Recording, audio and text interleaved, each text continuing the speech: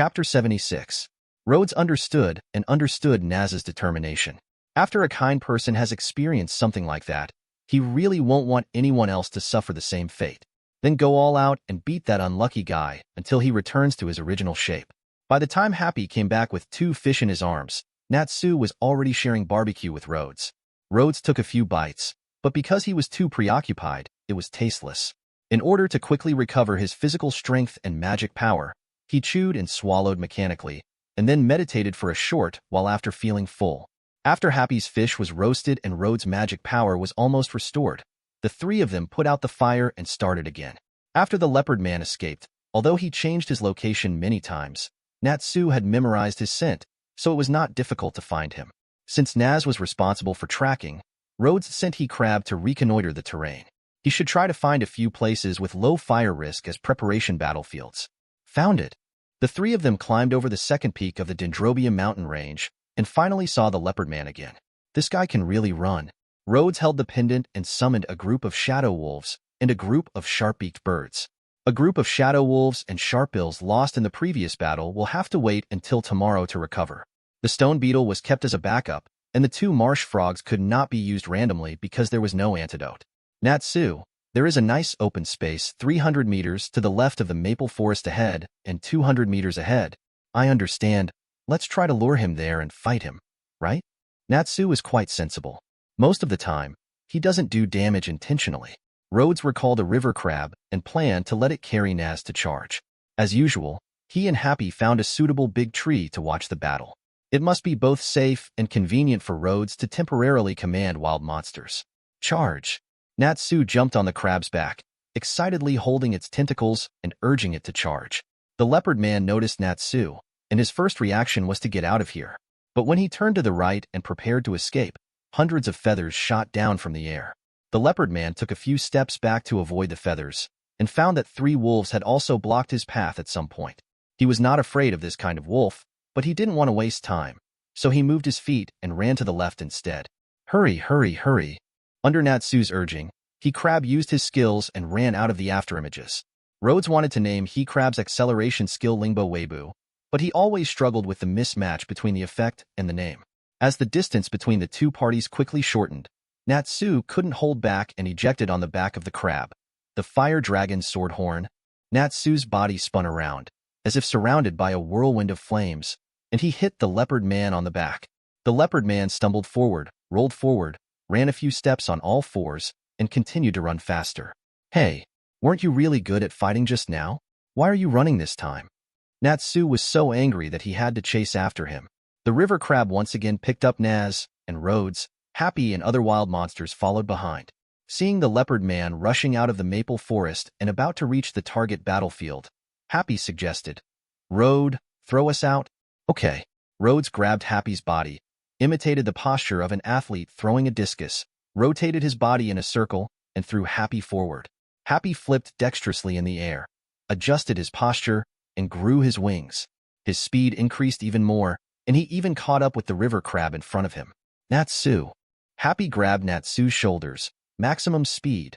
Max ED. After grabbing Natsu, Happy's speed actually increased a bit, and he took Natsu over the head of the leopard man before letting go. Good job, Happy.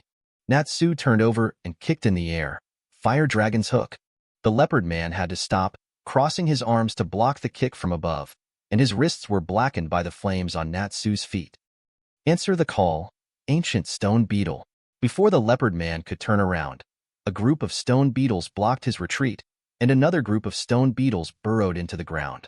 Immediately afterwards, the shadow wolf and the sharp beak blocked the left and right directions. With no way out, the leopard man could only choose to fight, and his chosen target was the shadow wolf. They seem easier to bully. The shadow wolves dodged flexibly, and whenever they had the chance, they would target the leopard man's wrist and bite tentatively. Naturally, Natsu would not let the shadow wolf get beaten, and rushed forward. Fight me, you be asterisk asterisk asterisk asterisk asterisk D. The iron fist of the fire dragon. The leopard men were forced to engage in battle. Happy on the other side has a little problem. Before he could land, the wings behind him suddenly disappeared, and he landed on the grass with a swoop, rolling out. When he stopped, he was already staring at stars and unable to move. The violent acceleration just now was not easy for Happy at all. As a loyal person, Rhodes took a huge risk to go around the battlefield and pick up Happy. It turns out Happy also has a unique skill. Love, Happy felt dizzy and weak.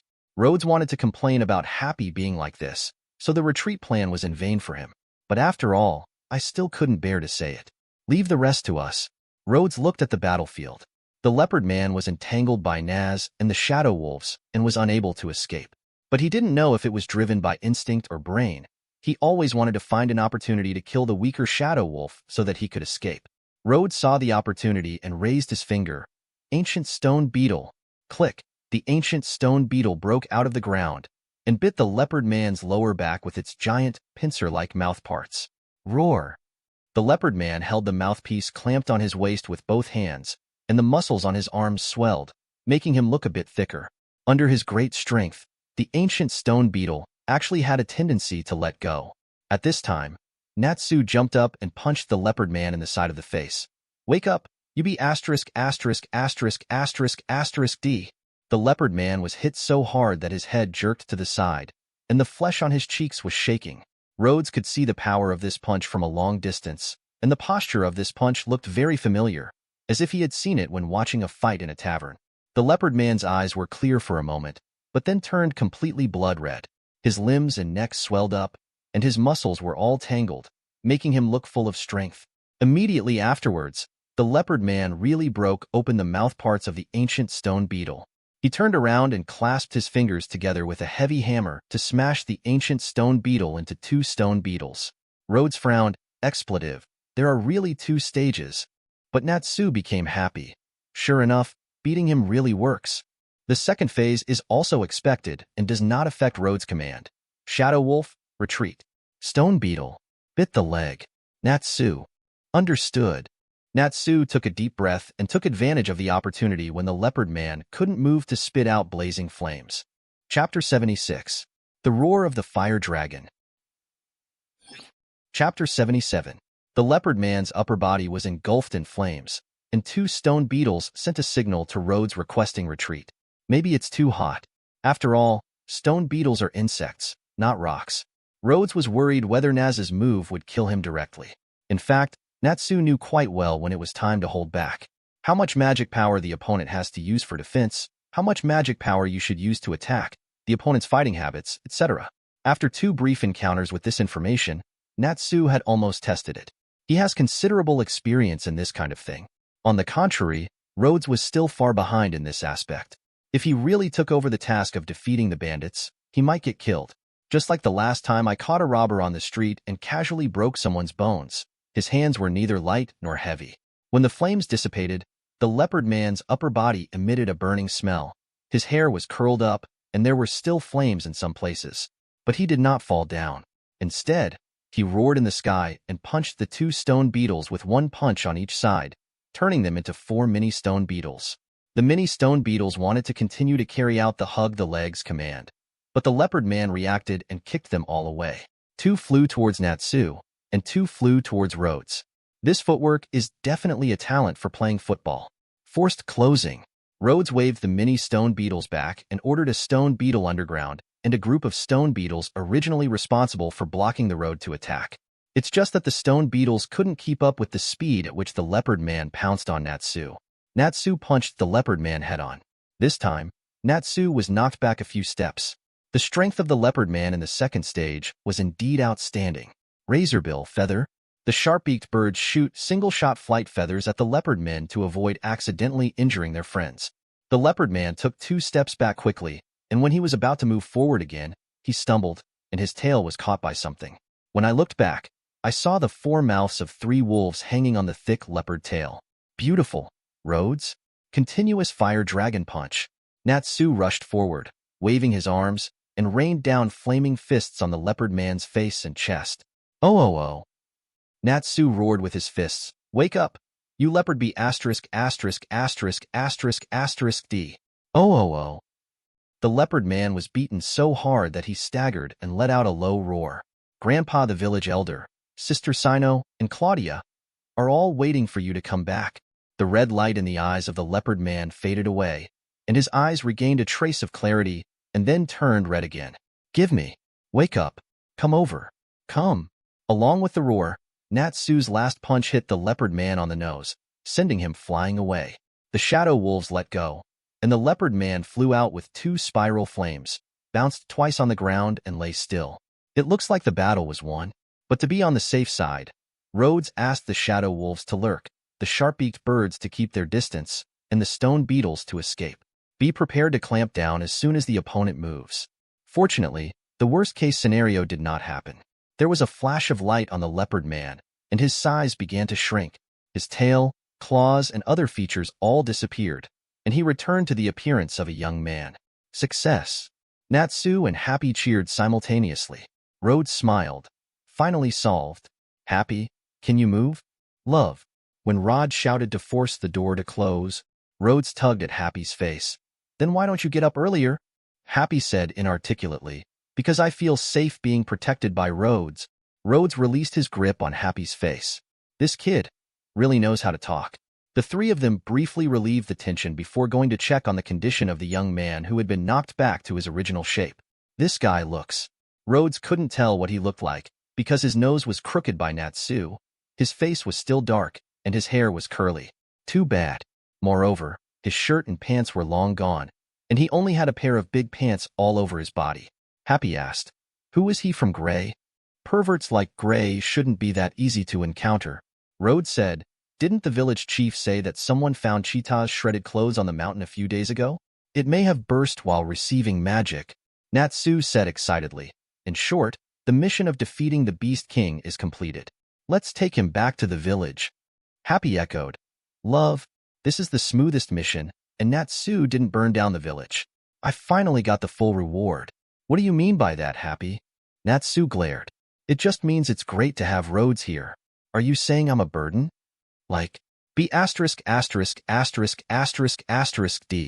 Natsu chased Happy around Rhodes and Chita. You two may be too happy too early. Rhodes suddenly said, I remember that our mission was to quench the rioting herd and possible herd leaders, and the mission was only half completed. What? The 2 chasing guys opened their mouths wide, and Natsu even pulled out the task sheet to examine it carefully. Rhodes said helplessly, I said you usually don't even remember the content of the mission? No, because you asked Mira for so long before coming out this time, and you told many plans. Natsu looked at the task list word by word. I almost forgot everything except fighting. Happy testified for Natsu. Oh, Natsu used to use his brain occasionally, but Rhodes had even arranged transportation, reconnaissance, meals, rest, and battle plans. Rhodes was speechless. With me here, your brains have turned on the energy-saving mode. Just use it during the battle? Rhodes felt that if he continued like this, he would eventually become the guild's logistics manager. With a little more strength and experience, he can compete for Myra's position. Anyway, let's take him back first. Maybe the village chief will declare that our mission is completed when he is happy. It was approaching noon, and smoke was rising from every household in the village. Only the village chief's house has been quiet. Panzer, the village chief, was sitting in his living room, sometimes looking up at his son's portrait, sometimes leaning on a cane and pacing anxiously in the living room. Snow has been taking care of Worm, and occasionally goes to change Panzer for a pot of hot tea. Claudia listened to Natsu's words and waited obediently at home. However, after seeing Worm, she was quickly attracted by its cute appearance. She wanted to reach out and touch it but didn't dare. Because this is an important magical beast left behind by the Master Mage for emergency communication, Panzer and Snow both forbid Claudia from touching it. Worm actually didn't mind playing with Claudia, but Snow prepared too many snacks for it, so eating was indeed much more important than playing. Village Chief. Village Chief. A young man burst into the village chief's house in a hurry. He's back. The Master Sorcerer is back. Take Cheetah with him. Cheetah is still alive. Cheetah is still alive.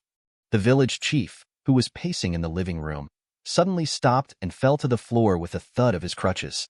Chapter 77. The old man didn't bother to pick up the crutches and walked out of the door tremblingly, walking faster and faster, and finally almost started to trot. Chapter 78. Of course Cheetah was carried back by the canyon swift crab. Because the injury was a bit serious, Rhodes deliberately asked he crab to slow down a little to avoid bumps. At this time, Cheetah's wounds had been simply treated with the hemostatic medicine and bandages that Rhodes carried, and a cleaned wolfskin was still covering his waist.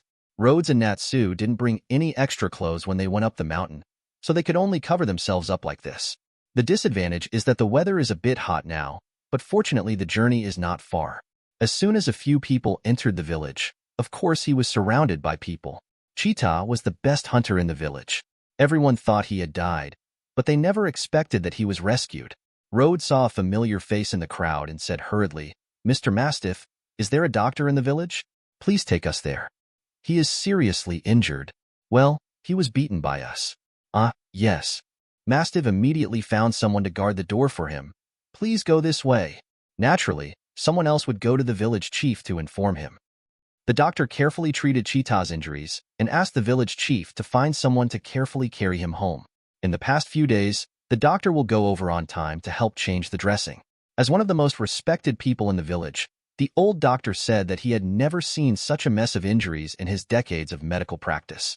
Injuries caused by bites from wild beasts, cuts and puncture wounds with sharp objects, injuries caused by blunt force blows, burns caused by flames, and each one hurts so badly. The most puzzling thing is that he survived.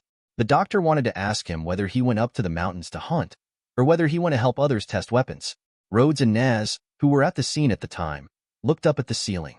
It wasn't that we were heavy-handed, but we couldn't wake them up unless we were heavy-handed. The reason why this eldest brother was able to survive was mainly due to the strong physical fitness and resistance ability of the Beast King. On the other hand, if he didn't have such a strong body, he wouldn't be able to withstand such a heavy beating. It was a dead end, and I could only blame him for his bad luck. It was almost evening when Cheetah woke up. Natsu and Rhodes are studying fighting skills, in the courtyard of the village chief's house. Rhodes wanted to talk more and use less hands, but Naz was really not good at language teaching. So after agreeing not to use magic, the two of them had a great fight in the yard. Happy and Worm were sitting at the door eating snacks and watching the fun. "The dim sum is so delicious. Hulu, but we want to eat fish. Call? Love, fish is the most delicious." The two cute creatures talk to each other, and it is difficult for others to understand how they communicate. At a certain moment, Rhodes and Naz stopped at the same time because they heard a sound in the house. "Dad!" Claudia shouted in surprise. "My dear, you finally woke up." Shino's joyful voice was filled with tears. Boom! Panzer poked the floor with his crutch, and then squeezed out a hum from his nostrils. Also an old tsundere. A family that had almost gone through life and death reunited, and the atmosphere was unbearable to disturb. Several people waited at the door for a while, until Panzer asked, "Do you remember what happened?" Rhodes and Nez then knocked on the door and walked in after receiving a response. "Master Mage, thank you, thank you." He had heard these words many times at the doctor's house. Rhodes quickly helped the village chief sit down and asked him not to be polite. Natsu rubbed Claudia's head and asked her to go to her father. Rhodes found that Natsu seemed to be very good at coaxing children. "Actually, we want to know about Mr. Cheetah's experience. This matter is related to the wild beast riot that the village encountered this time, so I am sorry to interrupt you at this time." Rhodes' attitude was still polite. "Please don't say that. If it weren't for you, my idiot son might not be able to come back." The village chief was more polite, but when facing his son, he immediately changed his attitude. "Why don't you tell me quickly?" Yes.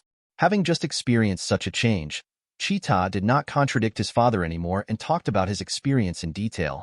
"I had a fight with my father that day, and in anger I went up the mountain alone with weapons and found the Beast King. I didn't dare to act rashly, and waited until it fell asleep before shooting it with a bow and arrow.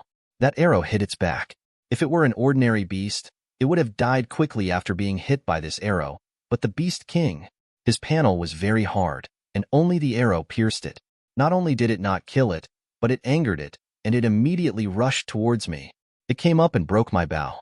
I pulled out my hunting knife to fight with it, but it also knocked the knife away. Then it threw me down and tried to bite my throat out." Speaking of this, Cheetah was still a little scared. Panzer's face remained silent, but his hand held the head of the crutch tightly. Snow and Claudia seemed to have seen that scene and hugged each other in fright. Then I didn't know anything and felt like I was having a dream. I dreamed that I became the king of beasts. When I was thirsty, I would go to the mountain stream to drink water. When I was hungry, I would hunt wild beasts. At that time, I seemed unable to think. There was a voice telling me to beat, kill, destroy, destroy, destroy. I don't know what to fight or destroy, and I get a headache just thinking about it. But the noise kept making me think, and I kept having a headache. I don't know how many times it hurt, and I suddenly thought of protecting the village and killing the Beast King. At that time, I didn't know what a village was and what the Beast King was, so I kept looking for the Beast King in the mountains. In order to kill the King of Beasts, I will kill the lone beasts when I see them, and I will kill the strongest one among the wolves when I see them. Natsu, Happy and Suno and their daughter were all a little touched. But the village chief and Rhodes looked at Cheetah differently. Even when he lost his mind, this man still remembered to protect the village and hunt down the Beast King, which proved that he had a good heart. It's just that the behavior is a bit confusing. Co-authored in the past few days, the beasts that ran down the mountain into farmland and attacked villages were all driven down by this beast. No wonder when Rhodes sent river crabs to inspect, they found that many wild beasts just passed by the village and went directly to find new habitats. It turns out that they just can't survive on that mountain. Whether they come to the village depends entirely on whether they take the main road or the small road after going down the mountain. In other words, the beast attacks before he went up the mountain were because some beasts were occupied by the Beast King, so they occasionally came down the mountain to try their luck. After he went up the mountain, he turned into a Beast King and started killing. The targeted beasts had to go down the mountain to escape. And thanks to his efforts, a terrifying number of beasts escaped. Dad is so amazing. Claudia thought it was amazing that her father had hunted so many beasts by himself. Ha ha ha. Chapter 78. Cheetah was carried away with her daughter's adoring eyes. Panzer felt a little itchy in his hand, and the crutch he held in his hand always wanted to hit something. No, the benefactors are all here, so we can't be rude, and the child's injury has not healed yet. We will wait until he recovers. Chapter 79. I don't know how long those days have passed, but today, a group of monsters suddenly attacked me. Then a terrifying monster appeared that was covered in fire, like a fire dragon. I tried my best to escape, but I couldn't escape. I was blocked by them in the end, as if something was clamping on me, and I didn't know anything. But I seem to have heard someone say that Claudia is still waiting for me at home or something. When I woke up, I was here, probably saved by my benefactors. No. He was beaten by his benefactors. Claudia looked up at Natsu, with little stars almost appearing in her eyes. Natsu gave her a bright smile. Rhodes looked at him. No, you beat his father, and you are still so proud? Oh, I'm involved too, that's okay. Rhodes briefly explained what happened to Cheetah, and asked a few more questions. Then he told him to remember to systematically learn to receive magic after he recovered from his injury, and not to use it indiscriminately until he completely mastered the soul of the Beast King. He and Natsu exited the room, no longer disturbing the family reunion. In the end, I still don't understand how his receiving magic can last for 8 days. Of course it's because of the desire to protect the village and the longing for my family. The answer Natsu gave was quite idealistic. I prefer to believe that it was because of the uncontrollable magic power when I first awakened. Then during the transformation, I thirsted for mountain spring water and ate the meat of wild beasts to constantly replenish my energy. Happy agreed. Love, it seems that before Mira came to the guild, her arms couldn't change back. Hulu, Poro said he didn't understand, but Happy was right. How could it be for that reason? It was definitely for the sake of the village and family that I persisted for so long. Natsu insisted. Maybe this is also possible. The president said that magic is the power of the heart. A certain belief in the heart that is strong enough may actually cause miracles. Rhodes suddenly asked, Natsu, do you think it's easy to learn to receive magic? How do I know and why do I ask this? Because it's strong. You see, after Cheetah mastered the magic of receiving, he suddenly became so strong. Didn't Mira also become an S-class mage by receiving magic? Rhodes was moved. After receiving the soul of the Beast King, an ordinary person was held down and beaten by Natsu and the wild monsters for so long without dying. Not to mention the increased strength, just with the strong defense and vitality, Rhodes felt safe just looking at it. You'll know if you go back and try that kind of thing, Natsu said. I think your wild monsters are also very strong. That's right. Rhodes had seen the introduction of receiving magic before, and remembered that the risk of this kind of magic is that it may lose control after receiving an overly powerful target. It is because of this risk and the trouble of finding a suitable receiving target that it is not listed as the first option. But after seeing Cheetah's changes, he was deeply moved. And he also came up with a bold idea. What would happen if he received wild monsters? The common saying for receiving magic is receiving the soul of XX. but the definition given by the magic world is magic that seizes the body. Generally speaking, the target being received can be considered dead, and receiving monsters means killing them. But Rhodes has never seen a wild monster really die. Maybe he can fix a bug? Moreover, there are cases where people who use receiving magic actively or passively abandon the targets they have already received. The wild monsters are obedient and can be received and released at any time. It seems worth a try. Due to doubts about the progress of the current mission, Rhodes and the others had to stay temporarily in the village. On the one hand, we want to see if there will be a large number of wild beasts coming down the mountain to attack the village. On the other hand, we should also pay attention to Cheetah's condition to prevent his magic from going out of control and hurting others. Cheetah is quite happy these days, because not only did he successfully survive and be reunited with his family, he also gained power that he could use to protect the village in the future. Seeing his excitement, Rhodes had to emphasize to him the danger of losing control of magic.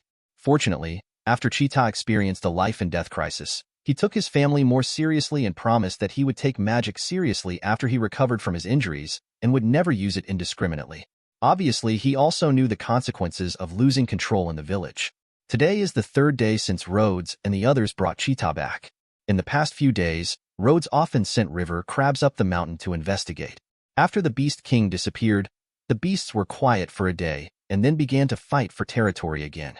At present, the situation on the mountain has been relatively stable, and because the number of beasts has been reduced a lot, the carnivores have enough food and have no intention of going down the mountain.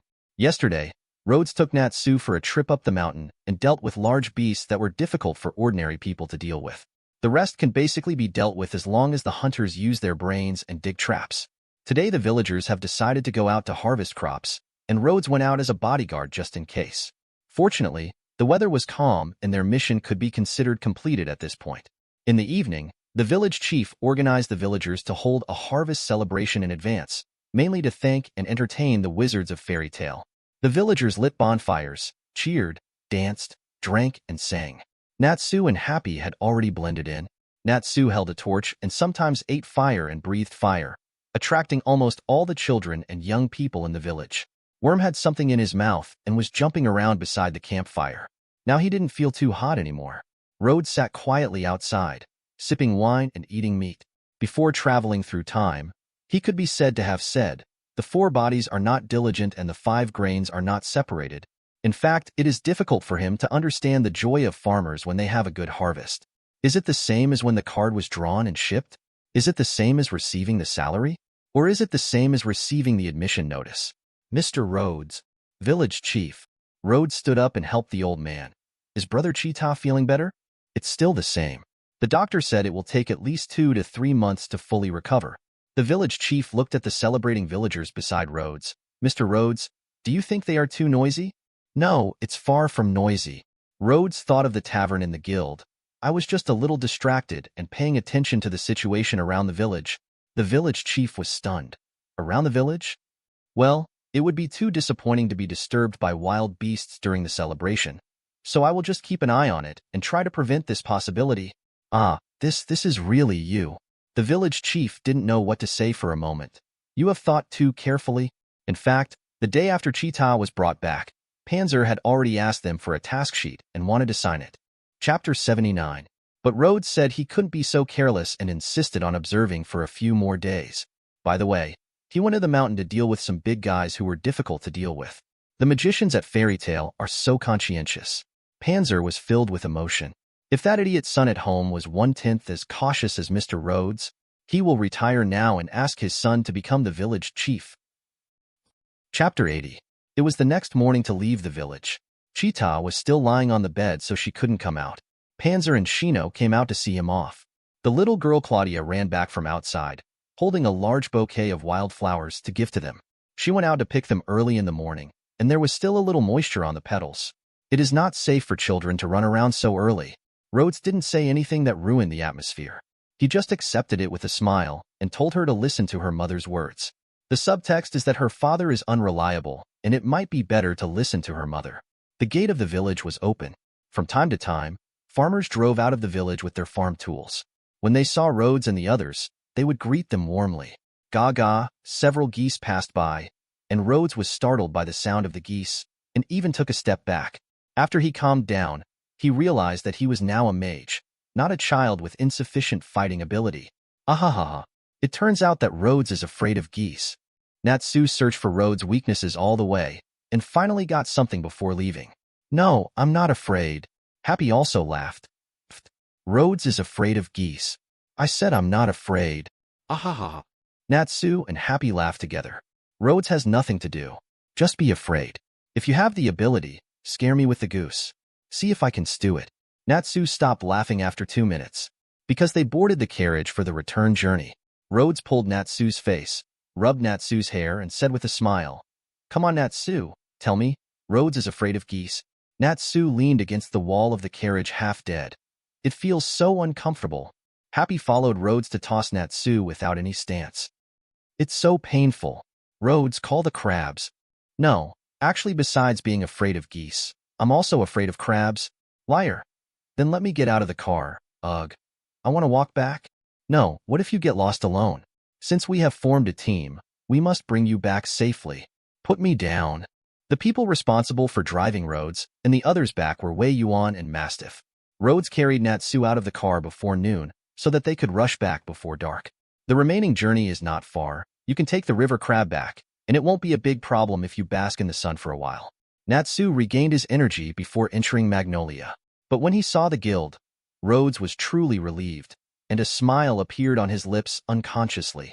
But before he could gather his emotions, Natsu kicked the door open. I'm back? Like, oh, it's Natsu who's back. What did you destroy again this time? I heard that you teamed up with Rhodes. You must have caused him a lot of trouble, right? Rhodes? Isn't that the strongest newcomer in our guild? As soon as Rhodes entered the guild, he heard someone talking about the strongest newcomer. Calculating the time, yesterday was Wednesday, which was the day when the new issue of Sosala was released. It seemed to be an anniversary special.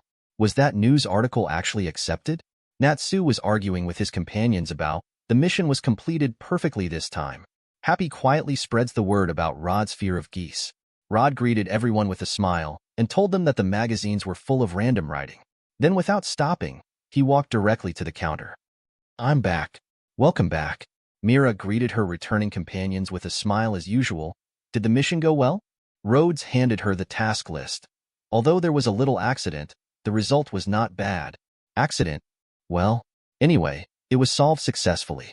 I'll tell you about it later. Ah, this makes people even more curious. Mira was doing the final registration. But it'll be great if you can come back safely. I'm still worried that you and Natsu won't get along. Natsu, I get a little headache occasionally, but it's very reliable. Apart from being a little reckless, Rhodes discovered many advantages of Naz during this trip. For example, he has firm beliefs, keen fighting instincts, and is good at taking care of other people's emotions. As a companion, your reliability should be said to outweigh your ability to cause trouble, right? Without looking back, Rhodes caught the half of the long stool flying from behind, and Natsu got into a fight with someone over there for some reason. He dropped his stool and turned around, leaning his elbows on the counter from behind. What was my state of mind when I said that Natsu is reliable?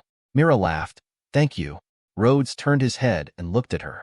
Before he came back, he was still thinking about how to face her. After he came back, he was naturally the same as usual. What's wrong? Mira noticed his gaze, remembered what Lucky said to her before Rhodes set off, and moved her hair unconsciously. Nothing. Is the president here? President? I'm probably writing a review upstairs. Right again. Who caused trouble again? The famous scene in Fairy Tale is Nabu is looking at the bulletin board. The president is writing a review. This time it's Elfman. Mira was a little embarrassed. It seems that during the escort mission, he attacked the target that needed protection. Rhodes almost didn't react. Is it the goal of the escort or the goal of the crusade? It's the target of the escort, Mira said, because when we were chatting, the other party said that the most important thing for a man is knowledge. Man! Elfman shouted in the tavern and punched Natsu, who was then punched back. The younger brother was fighting, while the elder sister was watching the fun. As long as it involves manly topics, Elfman can't help it. Ha ha, as expected of him. Rhodes laughed dryly, thinking that Elfman might be like this because of Lysana's incident. Mira raised her head and looked at the railing on the second floor. It's so strange. There is such a commotion down there. The president should have come down long ago. However, It wasn't until Nabu was knocked away by someone and hit the railing on the second floor that a big hand reached out to grab him and threw him down mercilessly. It's almost time to have enough trouble. The president stepped on the railing and glanced around, immediately identifying the culprit. Natsu, can't you come back quietly for once? Hee. Natsu raised his head, raised his chest, and put his hands on his hips with a proud expression. Wait a minute. The president jumped down from the second floor and landed smoothly. With that expression, what happened again? The president sighed and said somewhat bleakly, let's talk now. I will finish the 2 letters of apology in one go. Rhodes suddenly felt that the president was so pitiful. Wrong guess, old man. Natsu said proudly. This time we solved the task perfectly. How could that be? The president suddenly smacked his palms and suddenly realized. So that's it. You are teaming up with Rhodes this time. Hey, old man. Natsu felt that the president was as excessive as happy, as if he would get into trouble if no one looked at him. The president ignored him, stretched out his arms, and hugged Rhodes. He was so moved that his nose burst into tears. Rhodes, you did a great job. Also, thank you for your hard work. You are indeed our strongest newcomer. Even you know about this. Rhodes was a little embarrassed and... Chapter 80. President, please don't rub your nose on me. You can read more daily new novels on fictionzone.net. Both sites share the same login details, so you don't need to sign up again. Chapter 81. Meng Xian's first time on the shelves, not. First time in Sanjiang, also not. Anyway, please subscribe and support the genuine version. The release time is 12 noon. The release time is 12 noon. The release time is 12 noon. So future update times may also be changed to 12 noon. Let's take this opportunity to chat. The results of this book so far are SOSO. The previous book was collected for 50,000 yuan and put on the shelves, but this one is only over 20,000 yuan. Fairy Tail is obviously not as popular as Pirates, and more importantly, not as popular as Tom. Of course, the focus is probably still my own problem. It's mainly a matter of personal writing style. The 3 books all try to write about daily life and hot-blooded comics. To be honest, they are pretty awesome. The author is a fan of Fairy Tail, but there are not many Fairy Tail fans available at the starting point. So I wanted to give it a try, and I was careful because there are few competitors on this track. Moreover, most of the existing Fairy Tail fanfics are similar to those used to write Naruto and Pirates fanfics, focusing on passion, leveling up, beating bosses, and possibly acquiring girls. Then my brain suddenly hit me, and I wanted to try to see if the daily focused approach would work here at Fairy Tail. Upgrading and becoming stronger is definitely possible, but it is probably not as rigorous as other authors. In the previous book, I didn't have the confidence to write a good emotional drama, and I was afraid that it would affect everyone's perception, so I didn't dare to write it. This book is a bit serious, and it starts with an emotional scene. I have to give it a try. By the way, let me briefly explain 2 minor settings issues in my remarks. The first is language issue. In terms of settings, Fairy Tail speaks a language from another world, not Japanese or English. As for why the anime is in English and Japanese, and the word magic also has English and traditional Chinese characters, that is because the anime is for the audience to understand. This seems to be a very classic and ancient time travel setting, so don't worry about it. When choosing the name Poro, we considered that the meaning of Poro is warmth, happiness, and love. So Poro is called warm. Happy's name happens to be happy, and his mantra is love. The 2 little guys together fit the atmosphere of Fairy Tail. As for why I specifically wrote that the protagonist has learned the language for several days at the beginning, I understand everything. In short, all the homophones of Chinese, English, and Japanese that appear in the article can be regarded as the translation of languages from other worlds into words we can understand through faithfulness, expressiveness, and elegance. The second is connection with the previous book. In fact, there is no contact, except for the roommate relationship, which is a little Easter egg.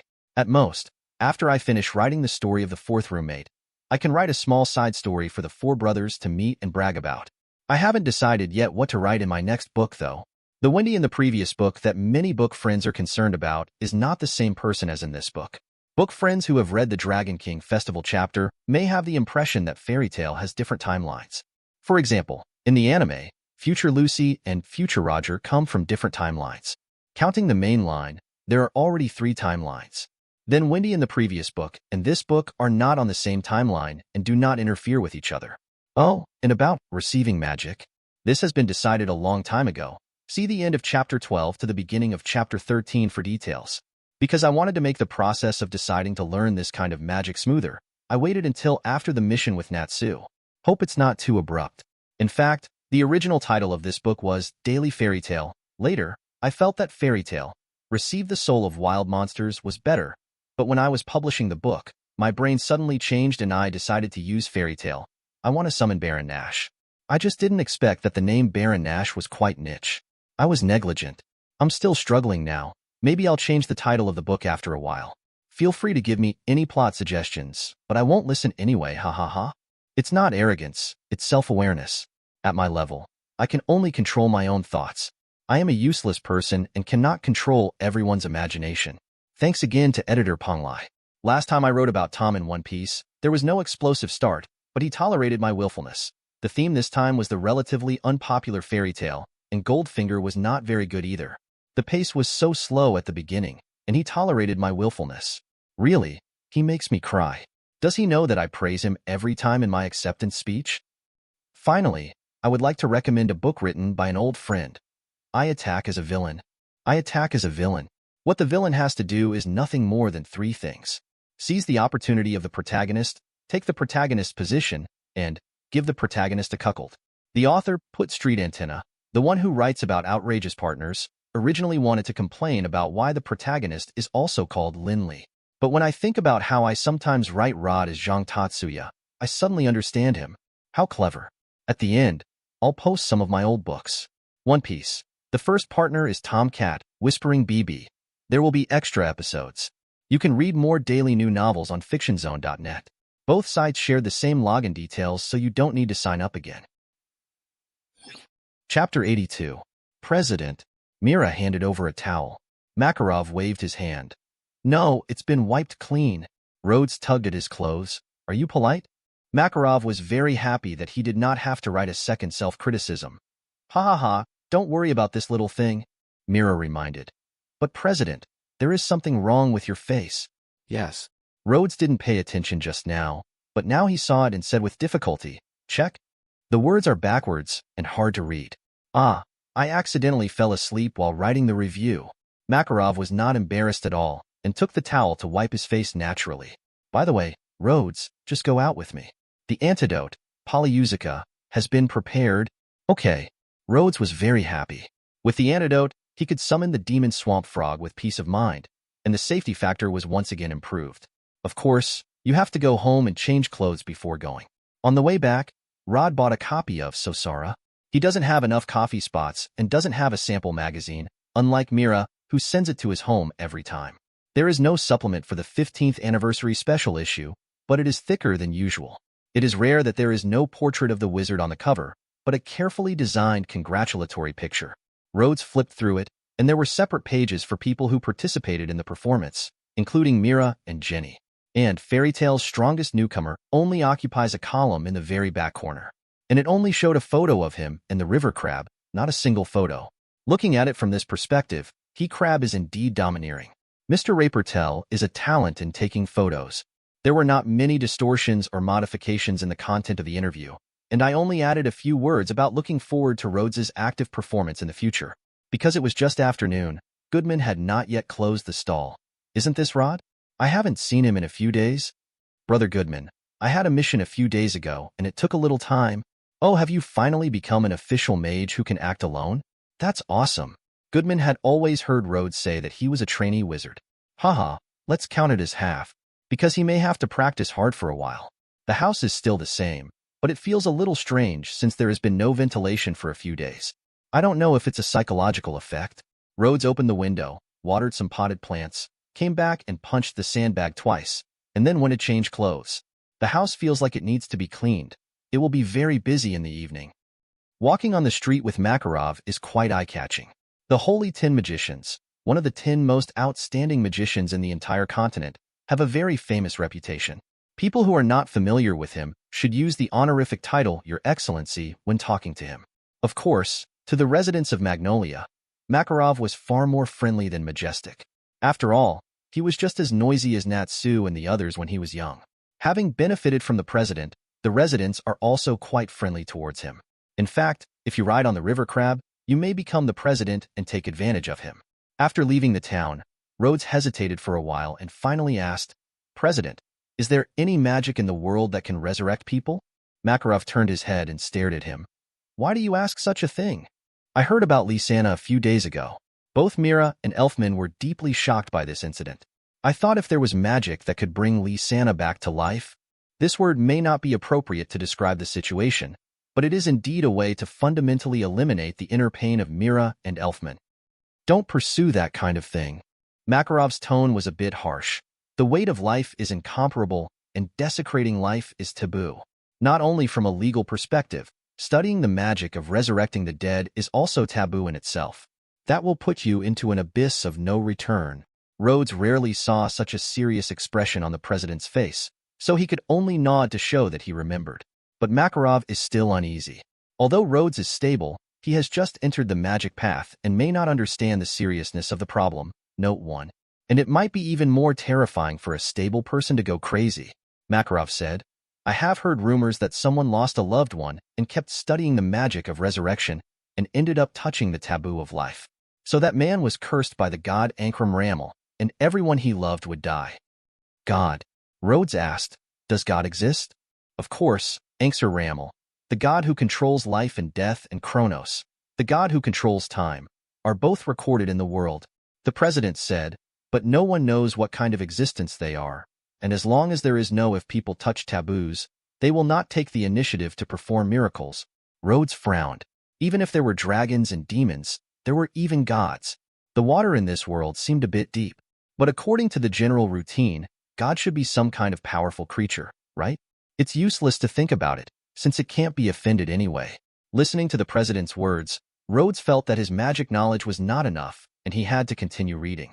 Seeing that Rhodes seemed to have listened, Makarov breathed a sigh of relief and then brought the topic back. Lysana's matter. It was her own choice. She stood in front of her sister and took the blow. She protected Mira and awakened the mad elfman.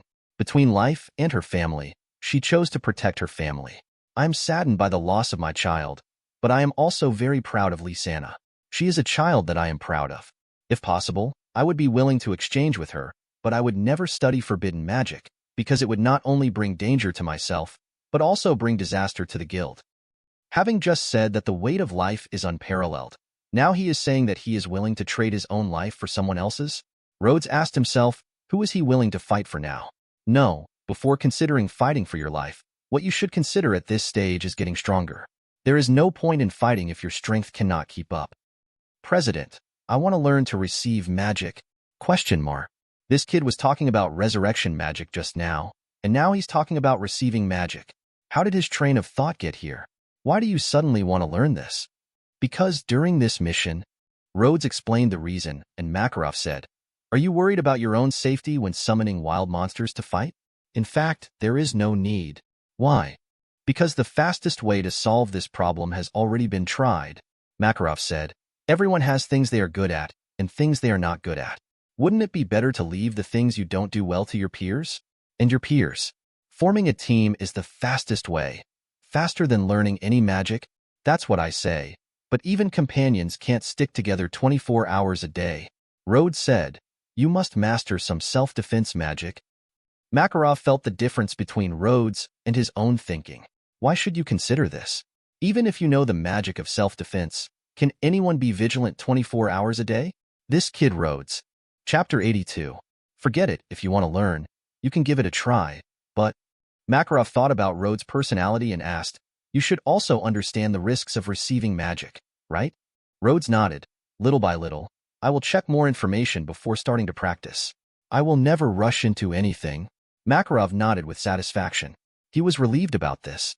This was a good boy who even summoned Poro wanted to ask him to watch and avoid risks. But soon he became entangled again. Is this kind of personality good or bad? 1. Demonic path. In fairy tale, demonic path refers to the path of magic, not the bewitched in our martial arts and fairy novels. You can read more daily new novels on fictionzone.net.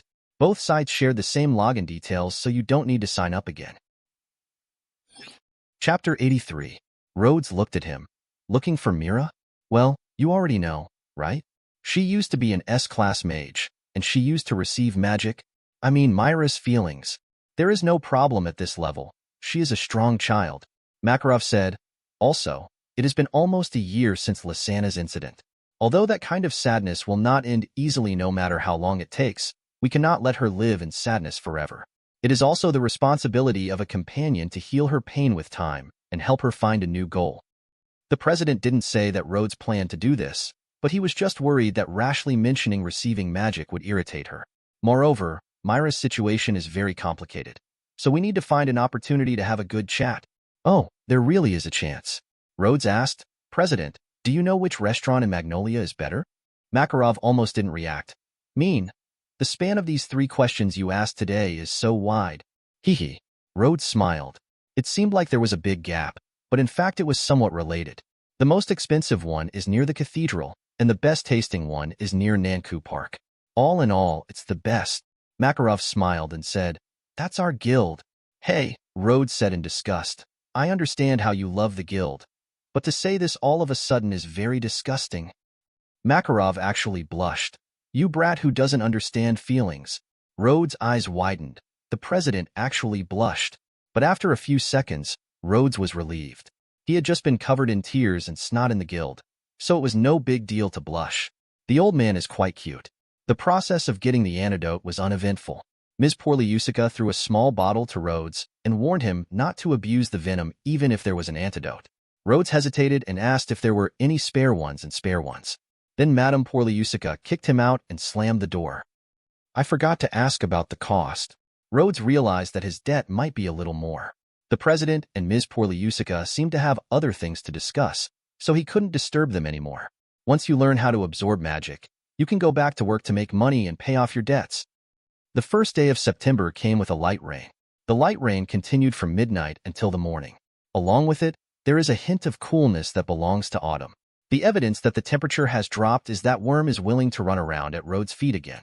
As an expert in financial management, Rhodes went to buy some autumn and winter clothes as soon as he noticed that the temperature had dropped slightly. Rod's tips for saving money: buy clothes out of season. Good morning, Rhodes. Aren't you going to ride your strongest summoned beast today? With the release of Sosala a few days ago, Rhodes, the strongest newcomer, has gained a little fame in Magnolia. Especially when he occasionally rides a river crab to and from get off work, most people recognize him. Good morning. The strongest summoned beast wants to rest every Sunday and may not be willing to take me to play. Rhodes maintained basic courtesy, but false information came out of his mouth. The summoned beast actually has a day off? It's amazing. Yeah. Rhodes walked briskly towards the guild. He is in a good mood today. In the past 2 days, he had read a lot of information about receiving magic in the guild library. It's almost time to try to get started. Moreover, Mira and I made an appointment to have dinner at a restaurant near Chungnan Park at noon. According to the president, the food there tastes good, the price is not expensive, and there are many beauties. Unfortunately, almost everyone has a male companion. The more Rod heard, the more something was wrong. Isn't that a dating place? And it sounds like you often go to that restaurant and always stare at beautiful women? Isn't this old and perverse? Such a old-hearted person? The president said sternly that he was just appreciating it. One has to wonder whether the 2 perverted uncles Makeo and Wakaba learned bad things from him when they were young. In the morning, he still did some cleaning work as usual. When not on assignment, Rhodes worked as a part-time waiter in the tavern. When he can handle most tasks on his own, he doesn't plan to quit this job. He has thought about it, and in the future he will be strong enough to challenge other people's entire guilds like Erza. When the last enemy was defeated by him, he used his last strength to ask him, "Who are you?"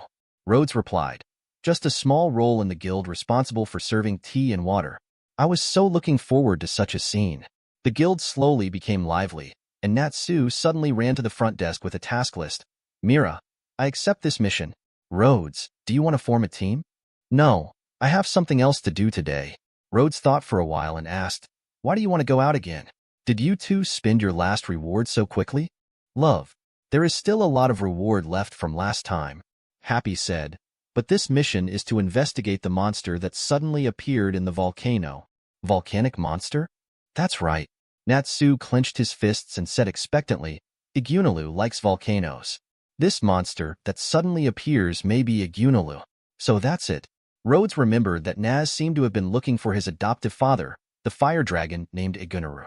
As long as there was some specious information, No matter how far the distance was or how long the transportation would take, he would grit his teeth and persevere. Rhodes asked Mira, "Is this kind of mission dangerous?" "Unknown monsters are a bit dangerous." Mira flipped through the information about this mission and then said with a smile, "But this mission is only an investigation, not a subjugation, and the destination is a volcano. As for Natsu, it's no problem." Natsu took the power of attorney handed back by Mira and was about to leave excitedly, but ran to the door and came back. "Rode, are you really not coming?" "No, I have to learn magic with the president today." Rhodes glanced at Mira. "Well, there is something else." Alas. Natsu left dejectedly. Mira smiled and said, "You are indeed the strongest newcomer. Natsu has begun to trust you so quickly." Rhodes said, "I think he is a canyon swift crab who trusts me." A few minutes after Natsu left, Kana also brought a task list. "Mira, I want to take this task." "Okay." Mira looked at it and asked while recording, "Kana, it seems you haven't gone out to work for a long time, right?" Kana's face looked a little unnatural. "I haven't drank much recently, so I'm not short of wine money." Mira thought for a while and said, "Speaking of which, the guild's wine sales have dropped a lot recently." Kana feigned anger. "Do you want to say that I support the entire tavern's turnover by myself?" Mira laughed. "I'm kidding, but Kana is the main force." At this time, the president's voice sounded.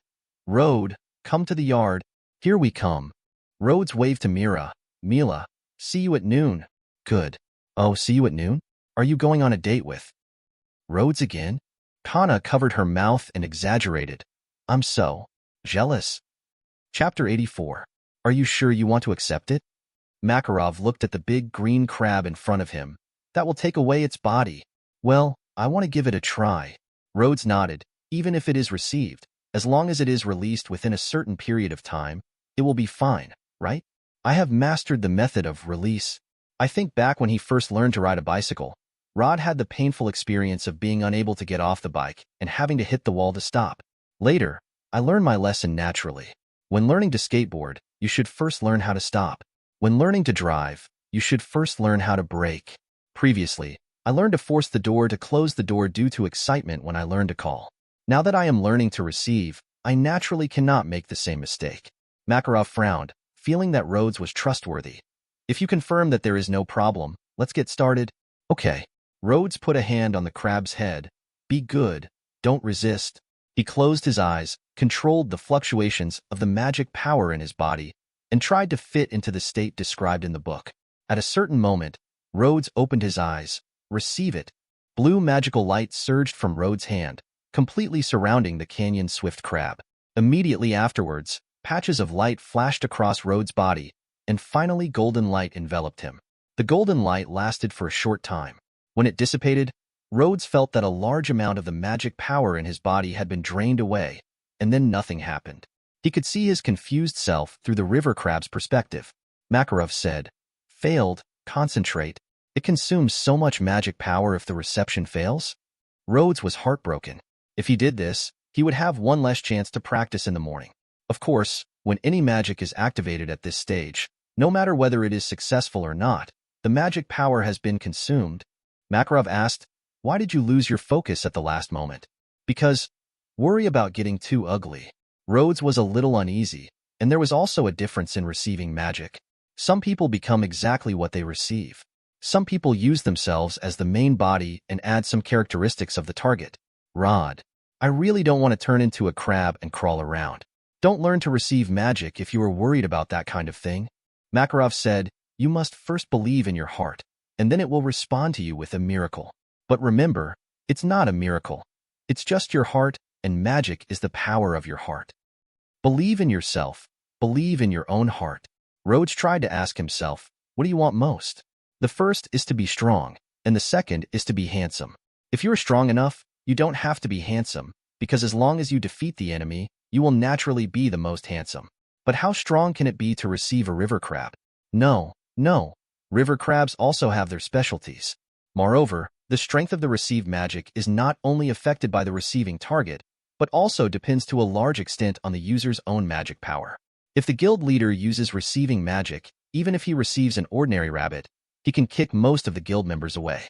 Believe. Take over. Pieces of light spots lit up, and the golden light flashed away.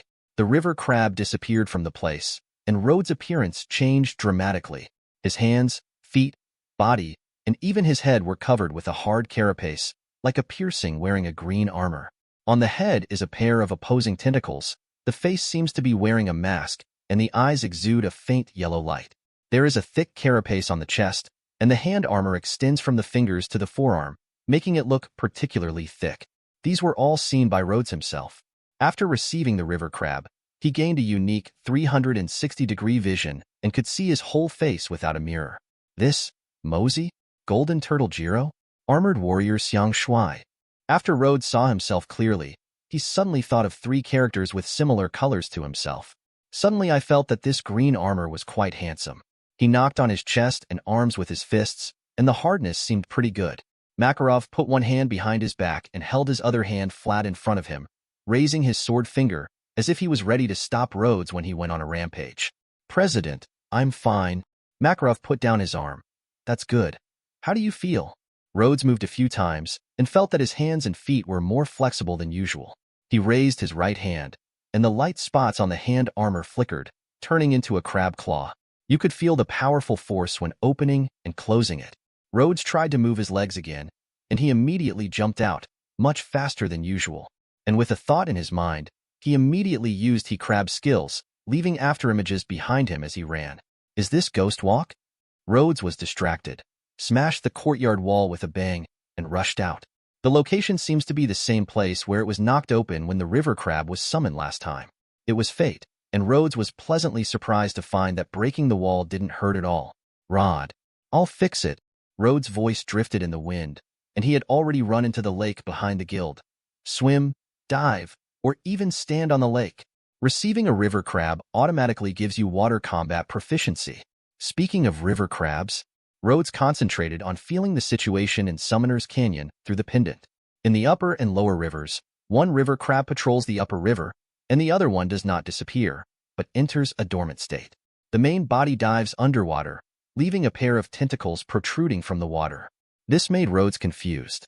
He had agreed to use the magic to seize the opponent's body, but was he taking away the reorganization time? He moved around in the lake for a while to become familiar with the magic, then returned to the courtyard and unlocked the reception magic in front of the president. Thank God, there was no such thing as Chita's clothes being torn. Are you feeling unwell? No, it just consumes a lot of magic power. Feels like summoning 2 river crabs at the same time. That's also a shortcoming in receiving magic. If you improve your magic power and become familiar with the state, you can improve it. Makarov thought for a while and asked again, how about that crab? Rhodes inspected the situation in Summoner's Canyon. There was a river crab patrolling the upper and lower rivers. It has been restored. That's good. Makarov said nothing, but in his heart he was obviously still a little concerned about this approach of accepting his fighting partner. But President, Rhodes said with some confusion, I just released the receiving magic, and I haven't performed the release step yet? What? How is this possible? Makarov asked in surprise. Could it be the Summoner's Rift you mentioned, and a 3rd river crab? It shouldn't be. Rhodes watched the dormant river crab pop out of the water with his own eyes. Could it be that a new one was rearranged? Makarov thought for a while. So, can you still use receiving magic now? Rhodes closed his eyes and opened them after a moment. Receive it. A familiar light spot appeared, and Rhodes transformed again. Chapter 85. Then what will happen if you actively release the soul of the swift crab you just received? Rhodes released the magic, and then tried to release it actively. It seems like nothing happened. The 3rd river crab didn't appear. Rhodes felt his state, but I can't change into the previous form now. This is a situation I have never encountered before. Makarov frowned and thought for a while. The normal situation should be that a river crab appears after taking the initiative to release it. Try to receive it again. Okay. Rhodes followed the process just now, summoning the river crab first, and then receiving it. After successful transformation, the river crab enters hibernation again. When he releases the magic, the river crab will recover, and it will not be affected when he uses receiving magic again. Even if he no longer actively releases them, he can still summon 2 river crabs. It's just not easy to hold the pendant. The canyon swift crab form also protects the pendant in the armor. Rhodes thought that he should practice the technique of using summoning magic without holding the pendant with his body as long as there was physical contact. You? Summoning magic is a bit strange, and learning to receive magic is so strange. Makarov couldn't think of a reason, but magic itself didn't have a fixed form. Rhodes didn't want to be regarded as a weirdo, so he quickly said, "My word magic is normal." Makarov shook his head. "That's not normal, that's weak. Anyway, pay more attention to your physical condition next time, and make sure there are no problems before you try to receive anything else." "Okay, President, then I'll go to the lake to practice for a while." Rhodes maintained his swift crab form and was about to rush out as soon as his footsteps moved. However, the next moment, a big hand held him. "Let me fix the wall first." "Oh." Rhodes canceled the transformation. If he accepts or refuses to accept anything, the president will slap him in the face. Build a wall. If you can tear it down, you can build it. If you can break it, you can stand it up. Fairy Tale's strongest newcomer, Rhodes, chanted strange slogans and became a bricklayer, much more skilled than last time. Rhodes? How did it happen? Nearing noon, Mira saw that Rhodes was a little disgraced and his clothes were stained with mud. "I accidentally demolished a wall and just finished repairing it," Rhodes said sheepishly. "Can you wait for me? I'll be right back." "It doesn't matter. It's still early." Mira smiled. "If even you are led astray by Natsu and the others, the president will have a headache." "Accident. Just an accident. See you later." Rhodes quickly left the guild. After going out, the armor of the river crab appeared on his body, and he rushed out like lightning, leaving behind a trail of afterimages. Mira covered her mouth and looked shocked. That is, outside the guild, two people came over furtively, one with thick eyebrows and buck teeth, the other with a triangular head and a square chin. The two of them had just turned the corner when they suddenly saw a dark green figure rushing past and were startled. Croft asked, "What was that just now?" It seemed like something green ran past. "Who has learned strange magic again?" "Maybe it's that guy Chico," Nikki said. "Don't worry about that. Go see if Mira and Rhodes are still there." Croft poked his head under the waist door and saw Mira sitting at the counter with deep thoughts. "Okay, Mira is still here. They haven't set off yet." The two looked at each other. "You have time. Take action. That guy Rhodes is too much. He spends the whole day shopping with Mira and traveling far away with her. Today, I actually asked Mira to have dinner with me. There are so many people in the guild who like Mira, so this is like running away. I have to teach him a profound lesson." So, after Rhodes went home, took a shower, changed clothes, and went back to the guild to go out with Mira. Two giant geese as tall as one person were strolling back and forth at the entrance of the guild. They stretched their necks and glanced at Rhodes, then spread their wings and stretched their necks. Rod looked at Mira in confusion. "Who raises such big geese? I didn't even see them when I came here." Mira saw through it at a glance that this was a clumsy transformation magic, and guessed that these two people were trying to trick Rhodes. Normally, she would probably express her ignorance with a smile, and then see how Rhodes would react. But today, Mira wanted to ask something, but they disturbed her, so she showed a scary look. "It's probably the ingredients ordered by Mr. Cook. Just kill them." Killing, murderous intent. The two people who turned into giant geese suddenly remembered that Myra's previous title was Magic Mira Jane. They took 2 steps back in tacit agreement, turned around and ran away. When they resumed their human form a few meters away and continued running away, the two of them thought that they would not be killed after releasing the transformation. But it's so shameful. Are those Nikki and Croft? Rhodes recognized the two of them. "What are they playing at?" "I probably want to scare you," Mira said. "Happy said you would cry when you see a goose, and now the whole guild knows." "Happy?" Rhodes gritted his teeth. This unreliable cat was really talking nonsense. But thinking about the embarrassed look of the two people just now, Rhodes laughed again. Thankfully, they can take it seriously. False information is so useful that even your companions can guard against it. Myra's conversation didn't seem to be very lively today. Rhodes discovered this after trying 2 common topics. "Are you worried?" Mira hesitated and asked, "What magic did you use when you went home before?" "Did you see it?" "I was going to tell you later," Rhodes said. "The full name of the reception magic I just learned today should be called Full Body Receiver, Wild Monster Soul, Canyon Swift Crab, da." As he spoke, Rhodes simply activated his magic and turned into an armored man form. "How are you? Are you handsome?" Mira was in a trance. She had seen such a scene before. Animal soul cat. Beast soul bear. "Sister, look, are you surprised? It's the same magic as Sister Mira with us by your side. You won't be lonely anymore, right?" "Yes, it was that time." Because I was worried that I would be regarded as a monster again and my younger siblings would be ostracized by the guild members, I planned to leave alone. At that time, Elfman and Lysana also showed themselves the newly learned reception magic in this way. We have to be together all the time, and the magic is the same. That's what the kid Lysana said. That child is always so gentle and kind. But, Mira bit her lip lightly. Why do you want to learn this kind of magic all of a sudden? You will be regarded as a monster. Are there not enough freaks in the guild? Rhodes didn't expect Mira to still care about being treated as a monster. The ill will of those villagers at that time has continued to have an impact on her to this day. Also, 5 or 6 years ago, she was only 12 or 13 years old. It was just because she was an older sister that she had to be strong, right? Maybe this is also the reason why she has been showing off her strength to compete with Erza after joining the guild? Rhodes thought about it and took it seriously. Chapter 85 said, compared with appearance and other people's opinions, what I want more is strength. What I am pursuing at this stage is the ability to protect myself and not hold back my teammates when forming a team. After that, I think I will continue to pursue the power to protect everyone. Being treated as a monster or something, I think this form is pretty cool. When I have the ability to stand in front of the person I want to protect, I think that kind of back will be more handsome. I'll give it a try at everyone's request, and then I'll see you tomorrow. Chapter 86. Protect? Just like my sister used her power to protect us, it will be us who protect her from now on. The situation at that time is vivid in my mind, but the person who said this is no longer there. The power that the child longed for to protect her was no longer there. Mira stretched out a hand. It was smooth and white, but it was not as pleasing to the eye as the devil arm at that time.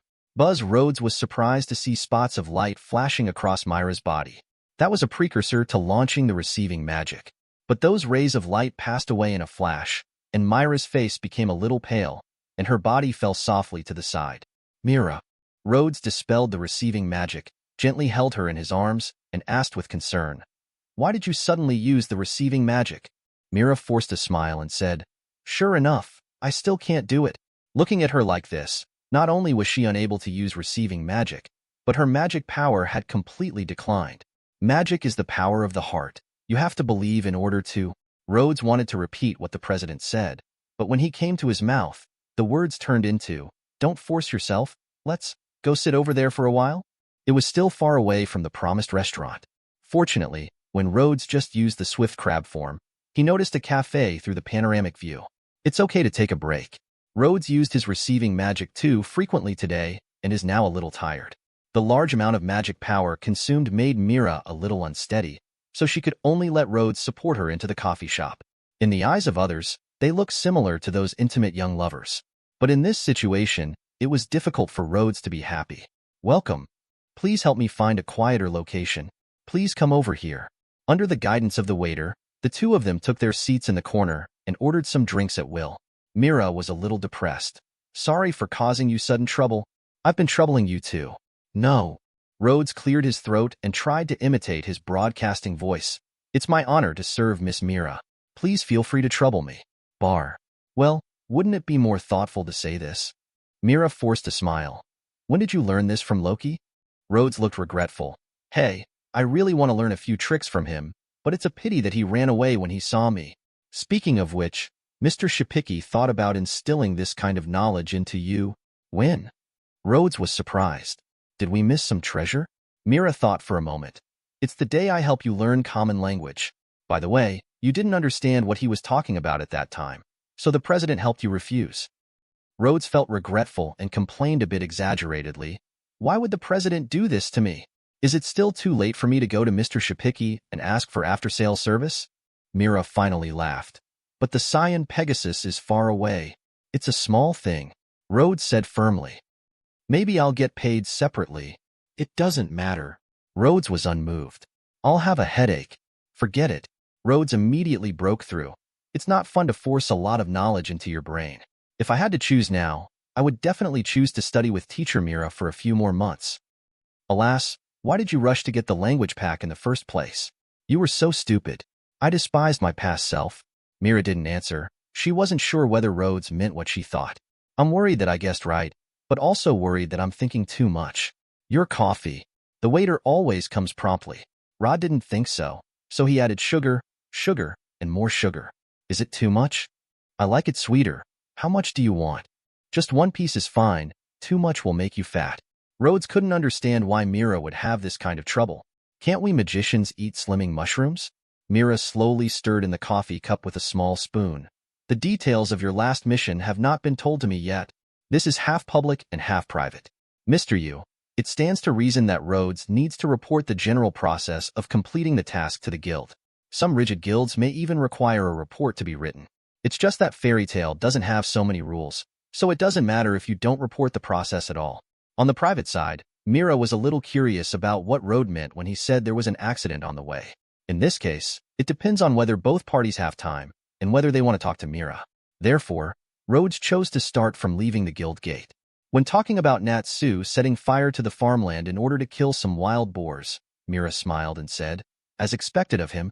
When talking about Rhodes sending stone beetles to follow Natsu to dig fire breaks, Mira said, as expected of you. But when talking about the Beast King, Mira's expression started to feel a little unnatural. Rhodes also hesitated whether to talk or not, but he just remembered the exchange with the president that day and decided to continue talking. Beast King, life and death crisis, acceptance, losing reason, crazy destruction. Mira grabbed her left arm with her right hand. Such a similar story almost made her wonder if Rhodes had made it up. Rhodes finished the part about Natsu beating Chita awake. Really? He woke up. So good. Mira was happy for the Cheetah family from the bottom of her heart. But every time he recalled that scene, and Lysana's back in front of him, sadness and regret would well up. Mira also raised her left hand to hug herself, her body trembling uncontrollably. Rhodes didn't bring his coat this time. He chose to go around the table and sit next to Mira. The hands were lifted up slightly and then immediately fell down. It was as if they were lifted up and down again with a huge weight. After all, Rhodes was not Loki or Shipiki, so he couldn't hug him lightly.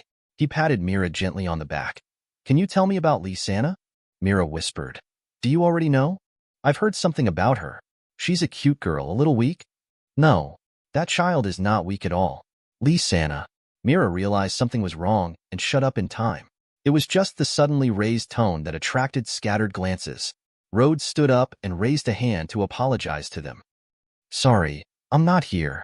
I know, it's because I misunderstood Lysana, right? Rhodes said, I am the one who should apologize. What kind of person is that child?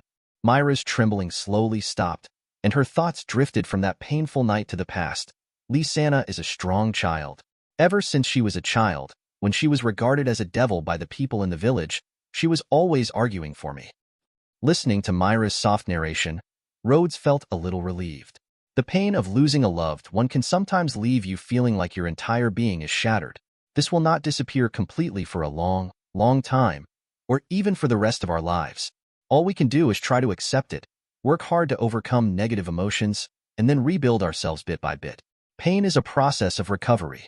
When she is willing to talk about the deceased, it is the best start for recovery. Rhodes didn't know whether it was Chita's story that resonated with Mira, or whether it was the past year that had given Mira some relief. Chapter 86. Or maybe his misunderstanding of Lysana briefly inspired Mira to defend her sister. In short, the Mira spiritual healing plan that he had been struggling with for a long time finally got started. Chapter 87. The Strausses passed away very early, and Elfman and Lysana could be regarded as being raised by Mira. At that time, the three siblings lived together in a remote village, occasionally getting a little help from the villagers. Although life is difficult, there are always some small warmth and touches.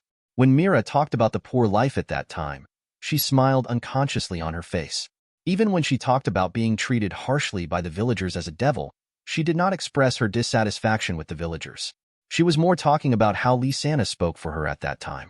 When she was scolded, Lysana would argue loudly. When she was hit by a rock, Lysana would throw the stone back and care whether it hurt. He is a strong, kind-hearted child who will work hard to protect his sister. Compared with her, Elfman's character will seem too kind. Rhodes listened to her quietly as she left the village and came to the guild. Listening to her talk about Erza, Kana, Natsu, and Gray in the past, but the focus is not on them, but on how the younger siblings get along with these people. One ordinary little thing after another, it can be heard that when she first joined the guild, most of her attention was focused on her younger brothers and sisters, for fear that they would be wronged.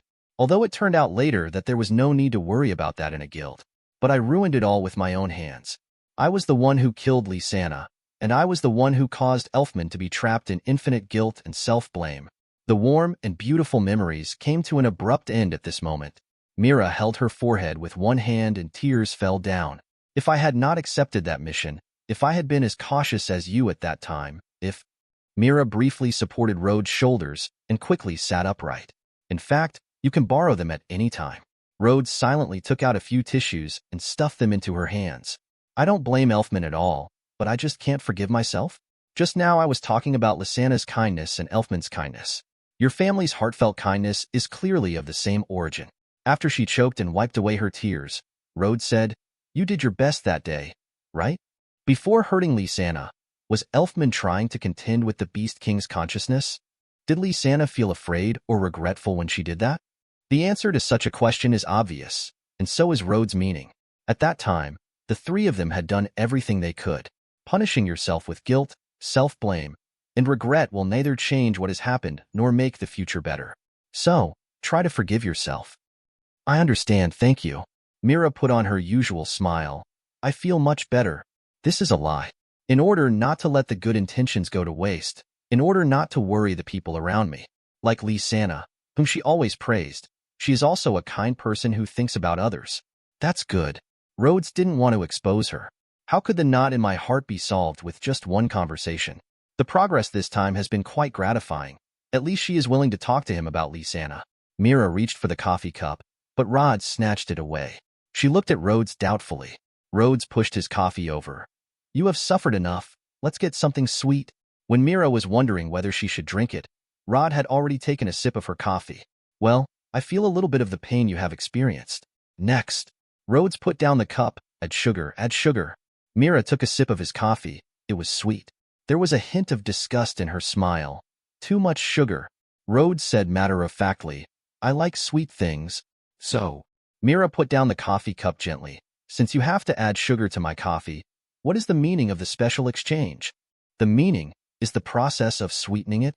It cannot be changed just for the sake of changing. Luo looked calm on the surface, but in fact his ears were already heating up. He didn't understand where he got the courage to exchange cups with her like this. He thought for a while and asked, how about changing it back? No, that cup has almost turned into sugar water. Mira glanced at him and looked out the window without any trace. Take a sip and change it once. Take a sip and change it once. Wouldn't it be weirder? Oh. After sitting in the coffee shop for a long time, Mira almost regained her strength. The two went to the restaurant in the south of the city as planned, and the atmosphere became much more normal. The south of the city was an area that Rhodes seldom visited.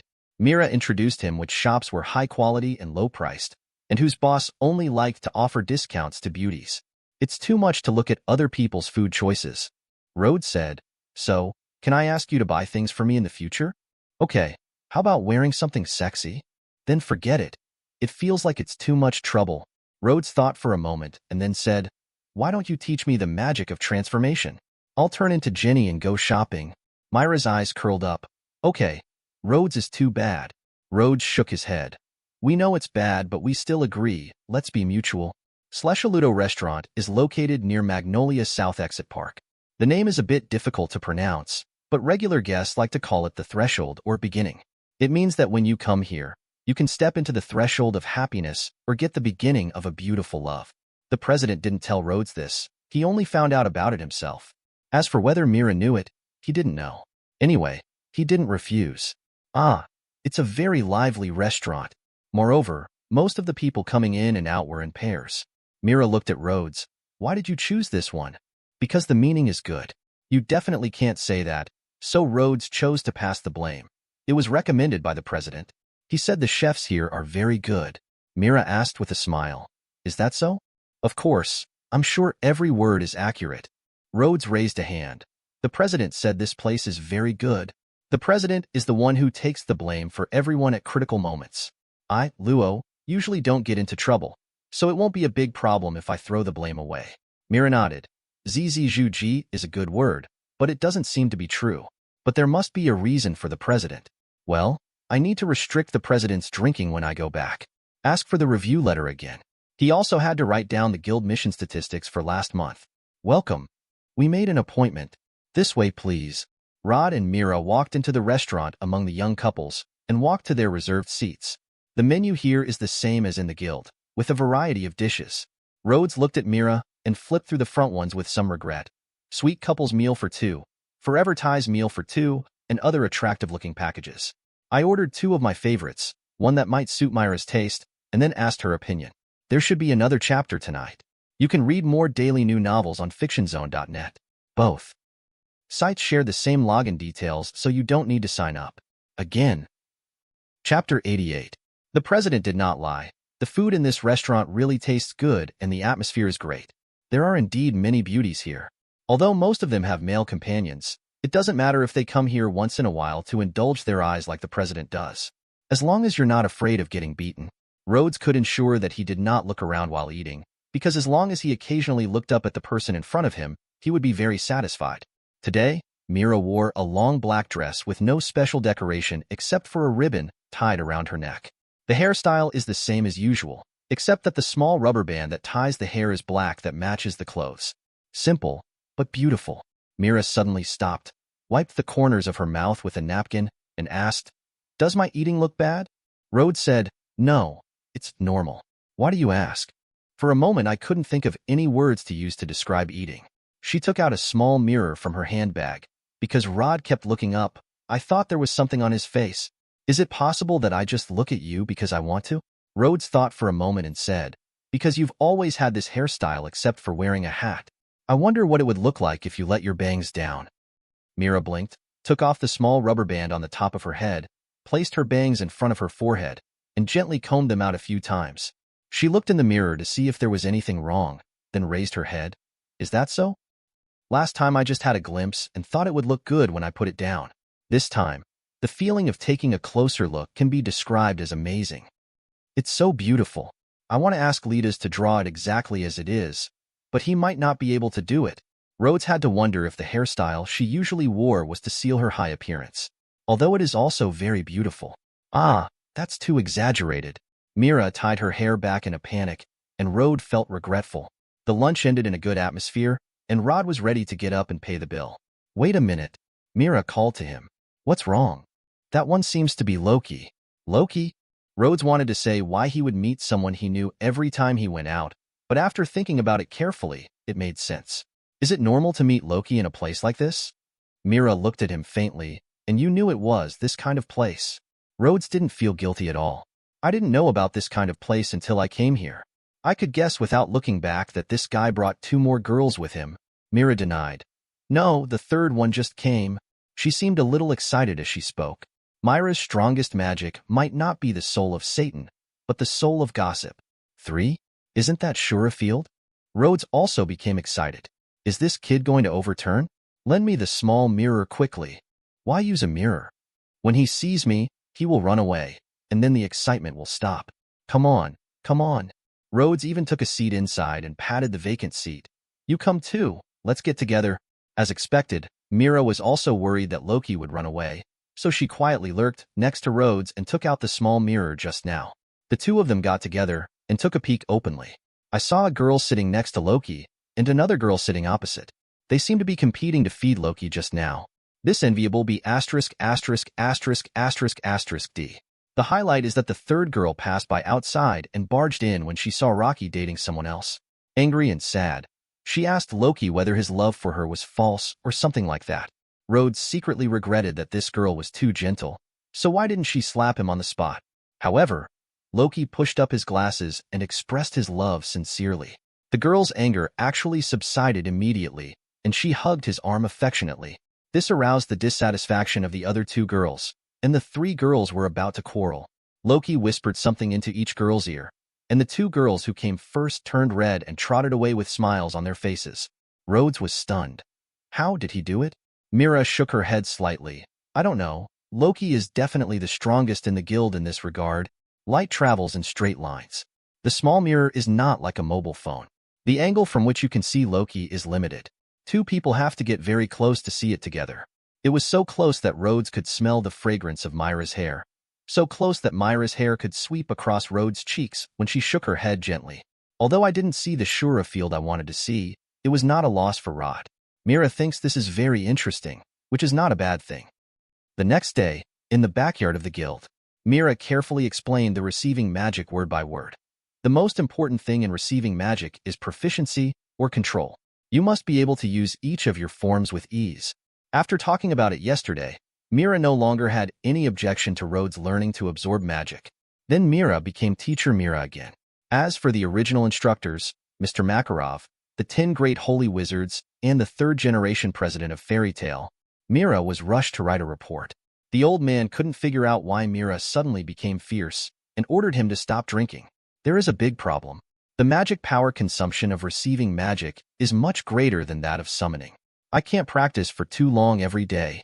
The best way is, of course, to increase the magic power, but that is a waste of time. Even if Rhodes doesn't have much magic power foundation now, if he wants to see significant results, he still has to train for several weeks. And if you want to continue the rhythm of Rhodes' comprehensive cultivation, Mira thought for a while. In this case, you can try partial reception, such as only receiving the arms, only receiving the 2 legs, etc. In this way, various abilities can be specially trained separately. Once you are familiar with them to a certain extent, you can then use whole body reception for training. What Elfman most commonly uses now is partial reception. For the same reason as Mira, he can't use the whole body reception now. Partial reception is less difficult than full body reception and consumes less magic power. Of course, the power is far less than that of whole body reception. It may not be powerful enough in battle, but it's just right for novices to use for training. That's okay. Rhodes said that he could try it. Partially receive Canyon Swift Crab Soul, right arm. Light spots flashed on Rhodes' right arm, which was then covered by a green carapace, extending to his shoulder. It's really much easier.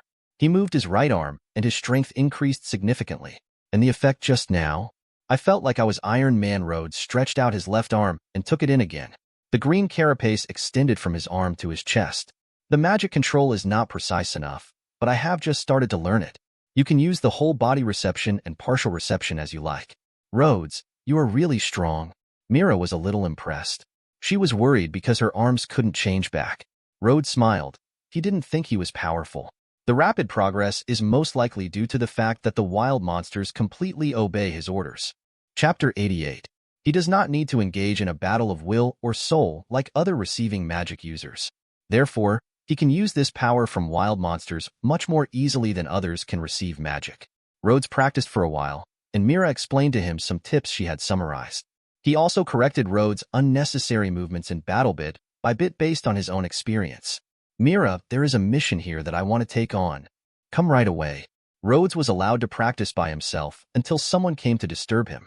Swish, Rhodes waved his arms that turned into crab claws a few times. Cultivation is a beautiful thing. Chapter 89. When Rhodes finished practicing and returned to the tavern to work, he immediately felt many eyes focused on him. He couldn't help but think of the 2 big geese that glared at him yesterday. Coincidentally, Croft and Nikki were also among these people. Flirting with the guild leader will really make people angry. Rhodes clenched his fists and said a little arrogantly, "Does anyone want to fight?" Sing, sing, sing. More than a dozen people stood up in the tavern, looking at him with evil eyes. Mikao and Wakaba, 2 uncles who were usually very kind to him, were also among them. A wise man is a man who knows the current affairs. Rhodes said decisively, "Then you start fighting." "I don't want to fight today." "Just kidding. The rule for guild members to fight is that the default rule is to use fists first and then magic. Fighting with these dozen people without using magic? That would definitely result in a beating, and it would be the kind of beating that would bring no gain at all. There is no benefit at all, and he has to be embarrassed in front of Mira, unless he is crazy to do that. Cole Rhodes, you have some backbone. Okay, if you have the guts, let's have a duel in the backyard and use whatever magic you want. This time the other party was timid. Using magic to duel with Rhodes? As long as you fail to knock him down right away, the duel will immediately turn into a siege. As soon as this guy got anxious, giant wolves, strange birds, and stone beetles would trample over his opponent in seconds, who is a serious summoning mage who can summon more than 20 monsters at once. Now, whether Rhodes invites someone to challenge or someone else invites Rhodes to sparring, the rules are basically restricted. That is, Natsu, Gray, and Kana are better. Because Rhodes couldn't hold on for long when all the wild monsters were on board. The small fight ended because both parties were wary of each other, but they decided to drag Rhodes into the water next time they had a melee.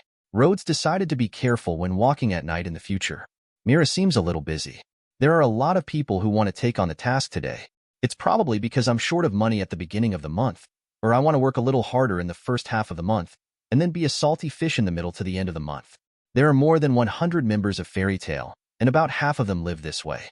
They are young and have not started a family, so they basically only need to consider rent and living expenses. Because there is no special financial pressure, I usually just eat, drink, and laugh with everyone in the guild. Many people are not very interested in improving their strength. There are also many people with weird personalities, and it is difficult to make friends except in the guild. It is most comfortable to stay in the guild. Natsu Gray is not the only problem child in the guild. There is an essential difference between a positive person like Rhodes and Salty Fish. Although he rarely goes on missions, he has been working hard, and he will not be short of money at the beginning of the month, because wages are paid at the beginning of the month. At the end of last month, Rhodes was absent from work for a few days to complete the task, so he only received a salary of 100,000 J. Mira seemed to be lenient when calculating his salary. He calculated that it should only be 80,000 yuan. In order to thank her for her kindness, Rhodes decided to think carefully before inviting her to have dessert or something. Rod, I want 2 portions of pan-fried cod. Rod went to the food delivery port to convey the message to Mr. Cook, and then shouted to the person who ordered, Crove? You still dare to call me, believe it or not, I will add a bucket of chili sauce for you. Croft didn't panic at all. Just try it if you have the guts. Mr. Cook will kill you. This is a problem. For wasting chili sauce and destroying his favorite work without permission, Mr. Cook will really be chased with a knife. After a while, in addition to the dinner plate, the food passer also sent out a poro. Why are you here and kicked out?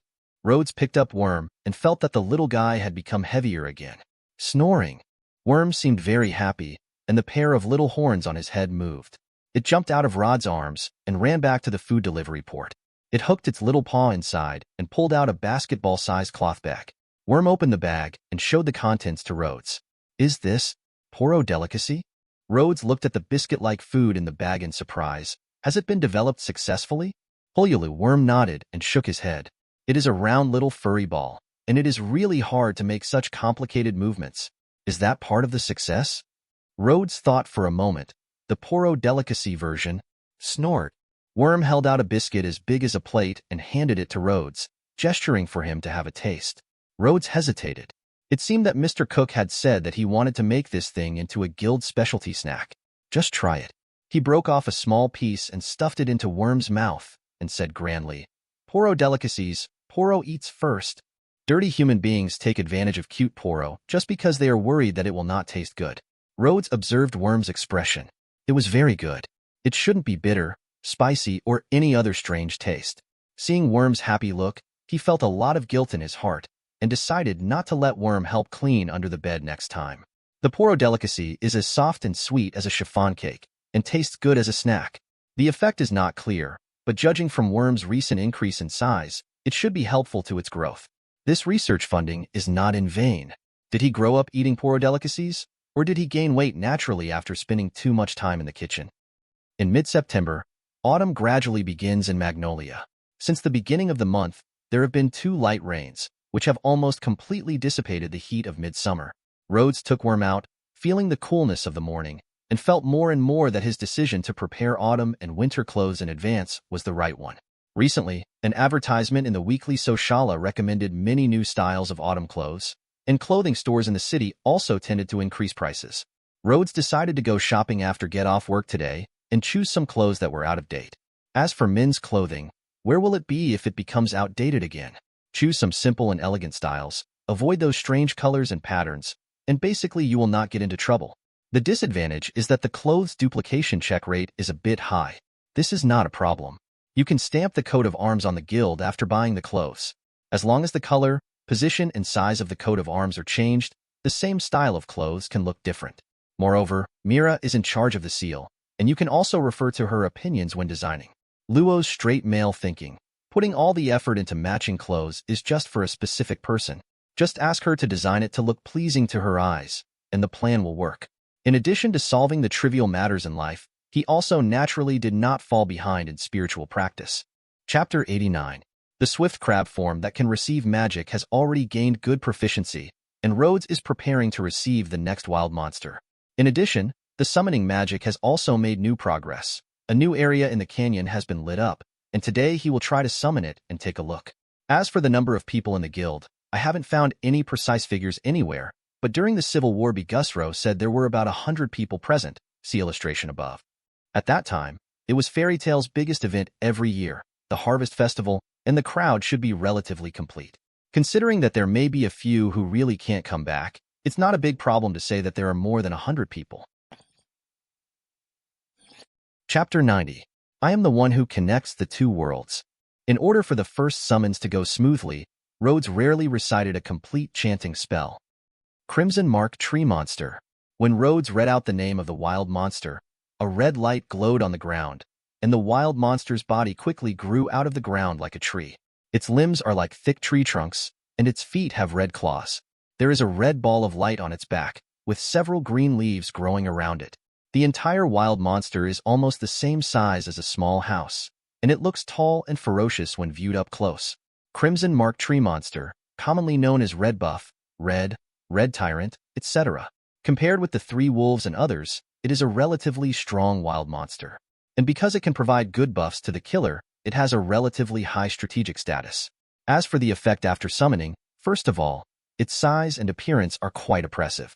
As soon as it appeared, the entire yard seemed much narrower. Secondly, this summoning took away most of Rhodes' magic power. When maintaining its existence, the magic power is like opening a floodgate and letting out water. It is estimated that his legs will become weak in a short time. Based on this consumption, Rhodes felt that it would not be too weak. Is this a wood-type monster? Makarov stared closely at the big guy summoned by Rhodes. In his perception, this monster's magic level is quite good, and it looks like a wood-type monster. The name is the Crimson Mark Tree Monster. The tree monster should be considered a wood type, right? Rhodes gave a few simple commands such as getting down and getting up. After seeing that it obeyed honestly, he stepped forward and tried to touch it. This guy's big head also looks like a lump of wood, but his eyes are glowing red. After silently feeling the power of the tree monster for a while, Rhodes said, "It seems to be able to use some wood magic, but it is best at a buff magic called Crown of Embers." Buff magic? Yes. Rhodes pointed at himself. Crown of Embers. The big light bulb behind the tree monster flickered, emitting a red light that swept across Rhodes' body. 3 red, translucent light patterns appeared around Rhodes, spinning around him like a dragon. When he tried to punch, 3 light patterns covered his fist and turned into red flames. The sky has eyes. Someone in Taro finally has special attack effects. Makarov is well informed and immediately saw the type of this magic. Is this additional magic? And it is giving magic to others. This has already touched the world. A realm of high-level magic. So this is what additional magic feels like. Do you want to try it? After Makarov nodded, Rhodes patted the front leg of the tree monster and pointed at the president. Crown of Embers. The red light swept across, and the same light pattern as Rhodes appeared around the president's body. But at this time, the red light behind the tree monster dimmed, and it seemed that it could no longer provide this kind of benefit to more people. Makarov tried to punch, then enlarged his fist and punched again. That red light seems to be able to create flames that cover the entire fist no matter how big you are. Makarov said, "It's a great improvement, and I feel even more energetic physically." Rhodes thought for a while and found out that in addition to providing extra damage, the Crown of Embers would also have a certain life recovery effect. Although the effect is not very strong, if you give it to the president every day, can it make him live 100 years and regain his youth? Thinking of this, Rhodes suddenly felt dizzy and his body felt a little weak. Sit on your butt on the ground. Immediately afterwards, the Crimson Mark Tree Monster also disappeared from the place. The magic power can't hold it anymore. Rhodes held his forehead. It didn't last even 5 minutes. It seems that it can only be used as a trump card for the time being. Such a strong effect is completely worth the magic power it consumes. Makarov gave an evaluation. If you work harder, you may have a chance to take the S-level promotion exam this year. S-level? Me? Rhodes couldn't believe it. Regardless of other things, the magic power alone was far behind, right? Makarov nodded. Well, if you can accept it, accept it? Forget it. You can take the S-level exam again next year. Rhodes smiled ugly. Receiving wild monsters consumes more magic power than summoning. Now just summoning would take away more than half of the magic power, and he couldn't even complete the first reception. Not to mention maintaining a fighting state after receiving it. You will die suddenly. Oh, It should be called magic deficiency here. Next, you can work hard to improve your magic power. Come on. Makarov was very satisfied with Rhodes' reaction. Sure enough, even if faced with the temptation of being promoted to S level, he would not rush forward at all. If it was Natsu's place, he heard that accepting a monster would qualify him for the S-class exam. I'm afraid he would try it on the spot regardless of the magic power. This was also the reason why he was willing to take the S-level exam to Rhodes. This child's mind and character can make up for his lack of magic power to a certain extent. Natsu is a counterexample. His strength is not enough to make up for his personality and experience problems. It's only mid-September, and there are still 3 months left before the S-level exam. Makarov is looking forward to Rhodes' growth. By the way, how long will the effect of this Crown of Embers last? Rhodes said, if the tree monster is here, it can last for about 10 minutes. If it is not here, it can only last for about 2 minutes. 2 minutes is enough. Battles between mages often end quickly. Sometimes when encountering an opponent with restrained attributes, it may be over with one move. When encountering a relatively rare magic, the person may be lying down before realizing what happened.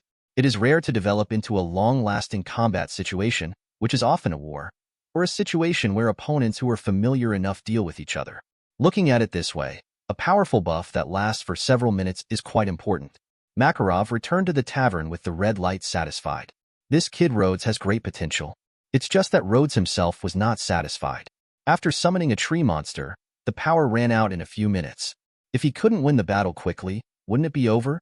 He has been practicing comprehensively step by step, including physical strength, magic power, summoning magic, and receiving magic. Everything is progressing hand in hand, and the magic power is steadily increasing as the wild monsters are unlocked. Unexpectedly, today it is suddenly not enough. That's not right. The shortcomings of magic power have actually begun to appear after learning to receive magic. Rhodes sat cross-legged on the ground and thought for a while. Then he would focus on improving his magic power. In terms of methods, meditation and extreme physical training. Physical extreme training is a method that not only exercises the body, but also tempers the willpower, which is of great benefit to improving magic power. The disadvantage is that it is painful and has the risk of damaging the body. But what if after extreme training, you give yourself a crown of embers? Can the effect of restoring a small amount of life eliminate some of the side effects? Chapter 90. In order to increase the magic power, you can work a little harder. I woke up an hour earlier and woke up an hour earlier, but I was so sleepy. Some book friends hope to stick to the previous update time. I will try my best. Mainly because I haven't saved my manuscript, I don't know how many days I can persist in getting up early. Chapter 91. It hurts. Rhodes, who was thinking about his follow-up training plan, suddenly heard Natsu scream.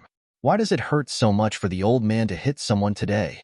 Next came Happy's voice. Natsu feels pain? You're lying, right? But the president just used fire magic. If you're afraid of pain, just calm down. Makarov scolded Natsu a few words and fell into deep thought while watching the red light slowly disappearing around him. The flames that could make Natsu feel pain seemed to be definitely not ordinary fires. Rhodes returned to the tavern with a guilty conscience and sat on a stool in front of the counter to rest. He looked at Mira as if she was not busy and asked, Natsu got beaten again. Why was it this time? Because of my fight with Nabu, I almost burned down the bulletin board. Mira looked at the big bump on Natsu's head, and the more she looked at it, the more funny she felt. He really deserved to be beaten for burning the bulletin board, and Rhodes' guilt was reduced by percent. Because of the last mission of exploring the volcano monster, Natsu has been a little irritable these days. Full of expectations, I thought there was a clue to the fire dragon at Gunuru, but when I went there I found that it was a salamander that settled in the volcano. Although he successfully completed the mission and didn't cause any big trouble, Natsu still felt angry. Since then, he and Happy have not taken on new tasks for 10 days. There is also some credit from Rhodes here, which makes it possible for Naz to eat and drink so much these days that he is not short of living expenses. Mira thought for a while and asked, What's going on with the president's magic? How do you know I know? Although the president also knows fire magic, he is the most common kind. The one just now is completely different. As expected of Teacher Mira. There is nothing to hide, Rhodes said. That is the special ability of the wild monster I summoned today. Mira pretended to be angry. My name is Teacher Mira now. Why didn't you ask me to watch the new magic you just tried? Because it is a new wild monster.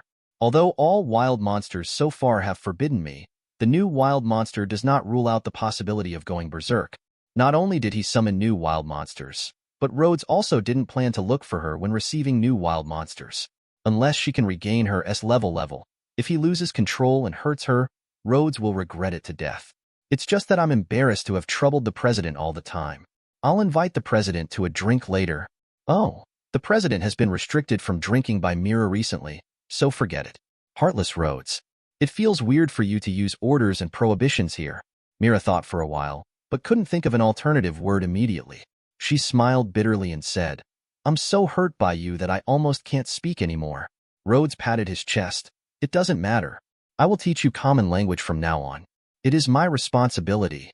Spare me. Mira smiled. It's better to learn from Lucky. Do you two have to drag me into your flirting? Lucky put down the wine glasses she had just taken back, made a girl's praying gesture, and said intoxicatedly, this is the so-called love. Like a tornado, when it strikes violently, it will occasionally affect those who appreciate it. Lucky, Mira was used to Lucky's nonsense, and her face didn't even turn red.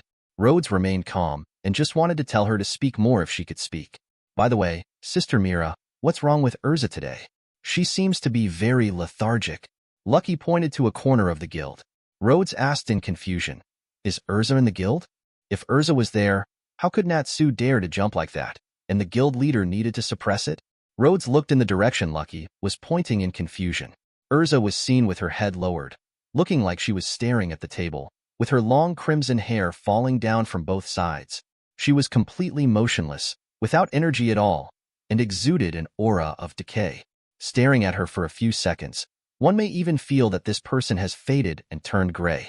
Mira said with some sympathy, Erza, we encountered an accident during the mission. Rachel couldn't help but wonder, really or not? She is Erza. That Erza. Because even Erza is not good at dealing with things. Mira seemed to have run out of sympathy and couldn't help laughing.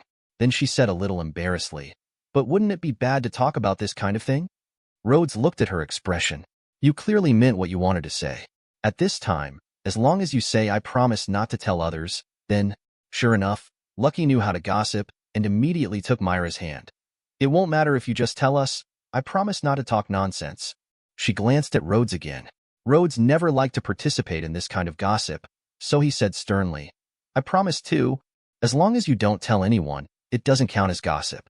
So the three of them gathered together and whispered, What? Lucky was so surprised that she almost screamed, but luckily she shut up in time and whispered, Erza was confessed to?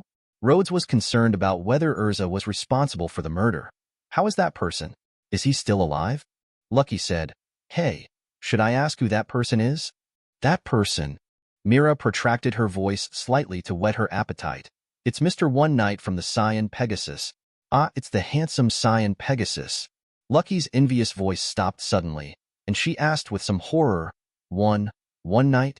Mira affirmed, yes. After Erza completed the mission, she met Mr. One Night while resting in the tavern on her way back. It seems that Mr. One Night met Erza, who accompanied the president to a regular meeting, and fell in love with her at first sight. Well, good job, Erza. Lucky didn't know what kind of person Iya was specifically, but because Iya was one of Cyan Pegasus's signature wizards, she had seen Iya's photos before, and she could only say that she was deeply impressed. The same goes for Rhodes. Mr. One Night is the kind of person who is hard to forget after just one glance. Although it is unfair to evaluate a person based on appearance alone, among the information he obtained, the thing that impressed him the most was appearance, which was difficult to control. Because Mr. Iya just expressed his love and said some disgusting words and didn't do anything too extreme. And he's not a bad guy himself, so there's nothing Erza can do. Myra's tone was both sympathetic and gloating. It's really distressing to be entangled with strange people. Erza could only escape back, sitting there alone in a daze, not even in the mood to repair the armor that was damaged in the battle. Rhodes reflected on himself and realized that he was probably not a weird person, then began to sympathize with Erza. Speaking of which, Loki was beaten half to death when he pursued Erza, and it was nothing if he confessed his love to her overnight and made her so disgusted. This shows that Loki really deserves to be beaten, and Iya is really a good person. Chapter 92. But to ease Erza's mood, Rhodes had an idea. The easiest way is to give her a strawberry cake to eat. Then try to frame Natsu and let him knock over Erza's table. Just let Erza beat Natsu to vent her emotions. A perfect plan. But when Rhodes said it, Lucky looked at him like a devil, as expected of someone who could draw a bloody drawing for her. Lucky asked, "But why don't you go yourself?" "I'm afraid of death," Rhodes said confidently. "Natsu grew up with her, so he shouldn't be beaten to death." Mira smiled. "It seems very interesting." Lucky pointed at Rod and Mira respectively. "Two devils." Rhodes waved his hand. "Hey, that's what I said. How could I cheat Natsu like this? We have a very good relationship." Well, the reason for teasing Natsu on the carriage while he was motion sick was, it was all Happy's idea. Mira looked at Rhodes, a little happy. It has been 2.5 months since he joined the guild.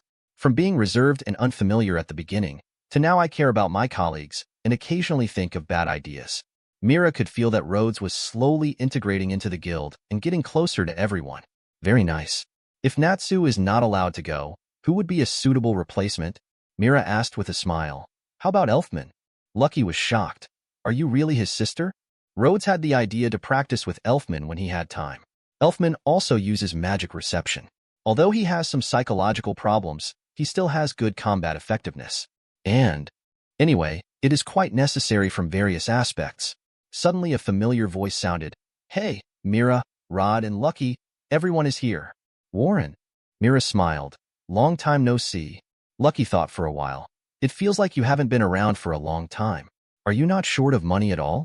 Rhodes also said, "You are finally willing to show up?" "Ah, because that happened." Warren said sheepishly, "This is the task order from last time." Since the last club death incident, Warren has not dared to show up in the guild for a long time. When it was time to take on the mission, he used the talking magic from a distance to contact Mira to help with the selection, and then Rhodes asked the Shadow Wolf to send it over quietly. Lucky usually didn't pay attention, so she didn't know about this, so she asked the above question. Now Warren is probably mentally prepared to face that incident, or he may be thinking that everyone has almost forgotten about it, so he is reluctant to show up. Mira took notes. "Well, the confirmation is complete. Do you want to take the next one?" Warren shook his head. "No, I plan to take a rest. Our guild has been really active recently." Rhodes asked, "How to say?" Warren said, "During this period, every time I took on a mission and showed my coat of arms, I would be asked about the Fairy Queen." Lucky said, "Erza is already famous, right?" "No, it hasn't been mentioned so frequently before." And Warren pointed at Rhodes, the strongest newcomer. "He is very capable. He can already be on, so Salada." Rhodes smiled and said, "That's a coincidence, a coincidence. It's not just you." On my way back this time, I also heard someone talking about the fire dragon. Warren thought for a moment and repeated, "Defeated the flame-breathing monster on top of the volcano, like a real fire dragon. That one is probably talking about Natsu." Mira smiled and said, "Fire dragon, this title is quite suitable for Natsu." "Yeah, I feel like our guild is getting more and more amazing." Warren looked at the still noisy tavern and said with some emotion, "I usually find it very noisy, but now I miss it a little bit." Mira and Lucky smiled knowingly. Not just Warren, many people will feel this way after being out for a long time, because this noisy place is their home. But Warren only watched it for a short while and couldn't help but pick his ears. "It's really noisy." Rhodes also laughed. He would miss him a little when he went out, and he might find his shortcomings at any time when he came back. This is even more true. Warren casually ordered a glass of wine and took it away, planning to chat with Marcus first. In this guild, when you want to talk to someone but don't know who to talk to, Marcus is the right person to talk to. It's just that many things are always different from what was expected. "Warren, you guy, you tricked us so badly last time." Pajita in tights jumped out, assuming a posture that looked like a snake fist, as if she wanted to settle a score with Warren. Well, there is a reason. Warren also knew that his asking for help at that time had caused trouble for everyone, so he felt a little guilty. "We can't just let this matter go." "That's right."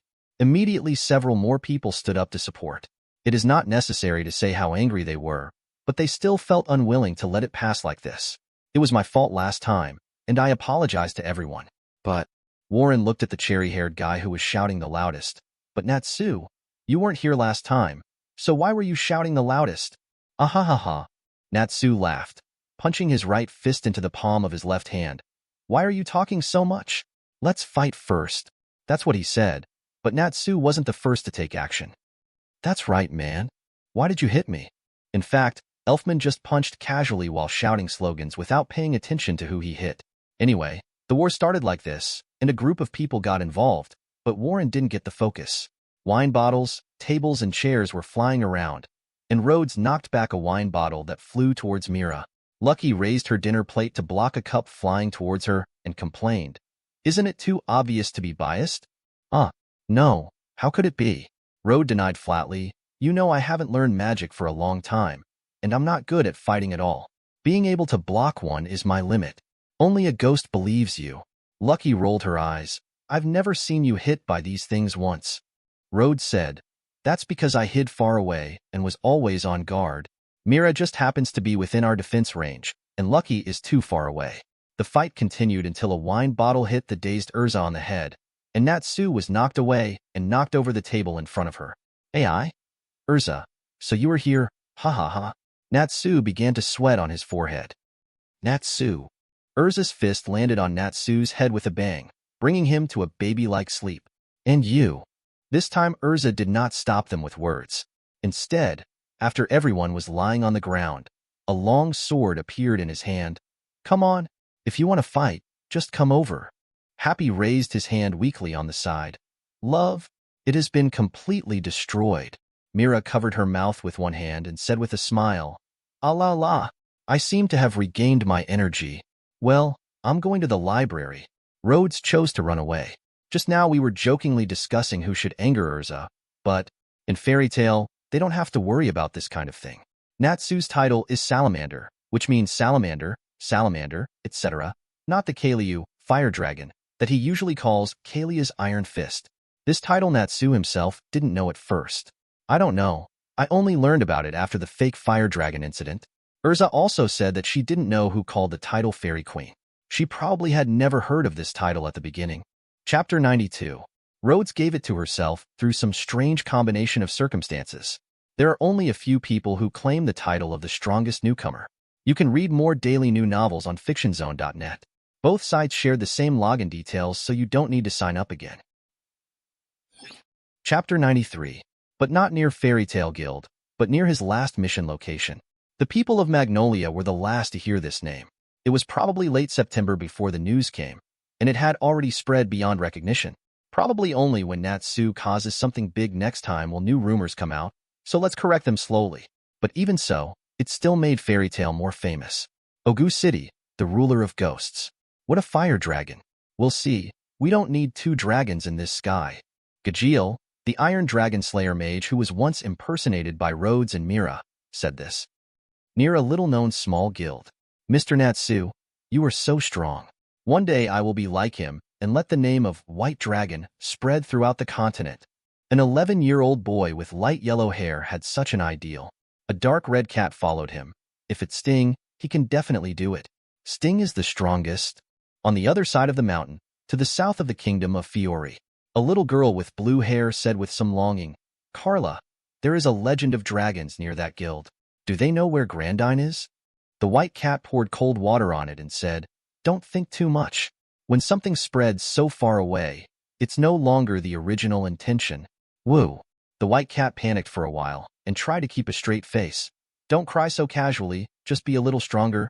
Partial reception. Beast arm lizard man. Scales sprouted from Elfman's arms, and his palms turned into claws. Partially received. Shadow wolf claw. Rhodes' arm flashed with light spots and transformed into wolf claws. The two stepped forward, with the sound of howling wind as they waved their arms, and Elfman shouted, "Man!" Poof. Elfman's fist hit the flesh pad of Rhodes' palm, making a muffled sound. The wolf claws Rhodes received actually had flesh pads, and it has a good cushioning effect. Even so, the huge strength of Elfman's beast arm also made him feel uncomfortable. Shadow Wolf is actually not a type that is good at frontal combat. The two fought fiercely for several rounds, with Rhodes tending to be suppressed. If he stretched out the tips of his wolf claws and tore hard, he could actually cut through Elfman's scales.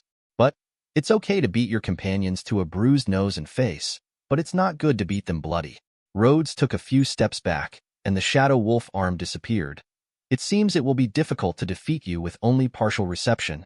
It doesn't matter if you take it with your whole body. If you're a man, just come with all your strength. Brother, if you use all your strength, a group of wild monsters will have stepped over your face. Okay, whole body reception, canyon swift crab. It is impossible to use all your strength. How can you use all your strength to hit Myra's brother? Just practice receiving magic and connect with your feelings. Elfman was slightly startled when he saw Rhodes' whole body being absorbed, and then his eyes almost burst into tears.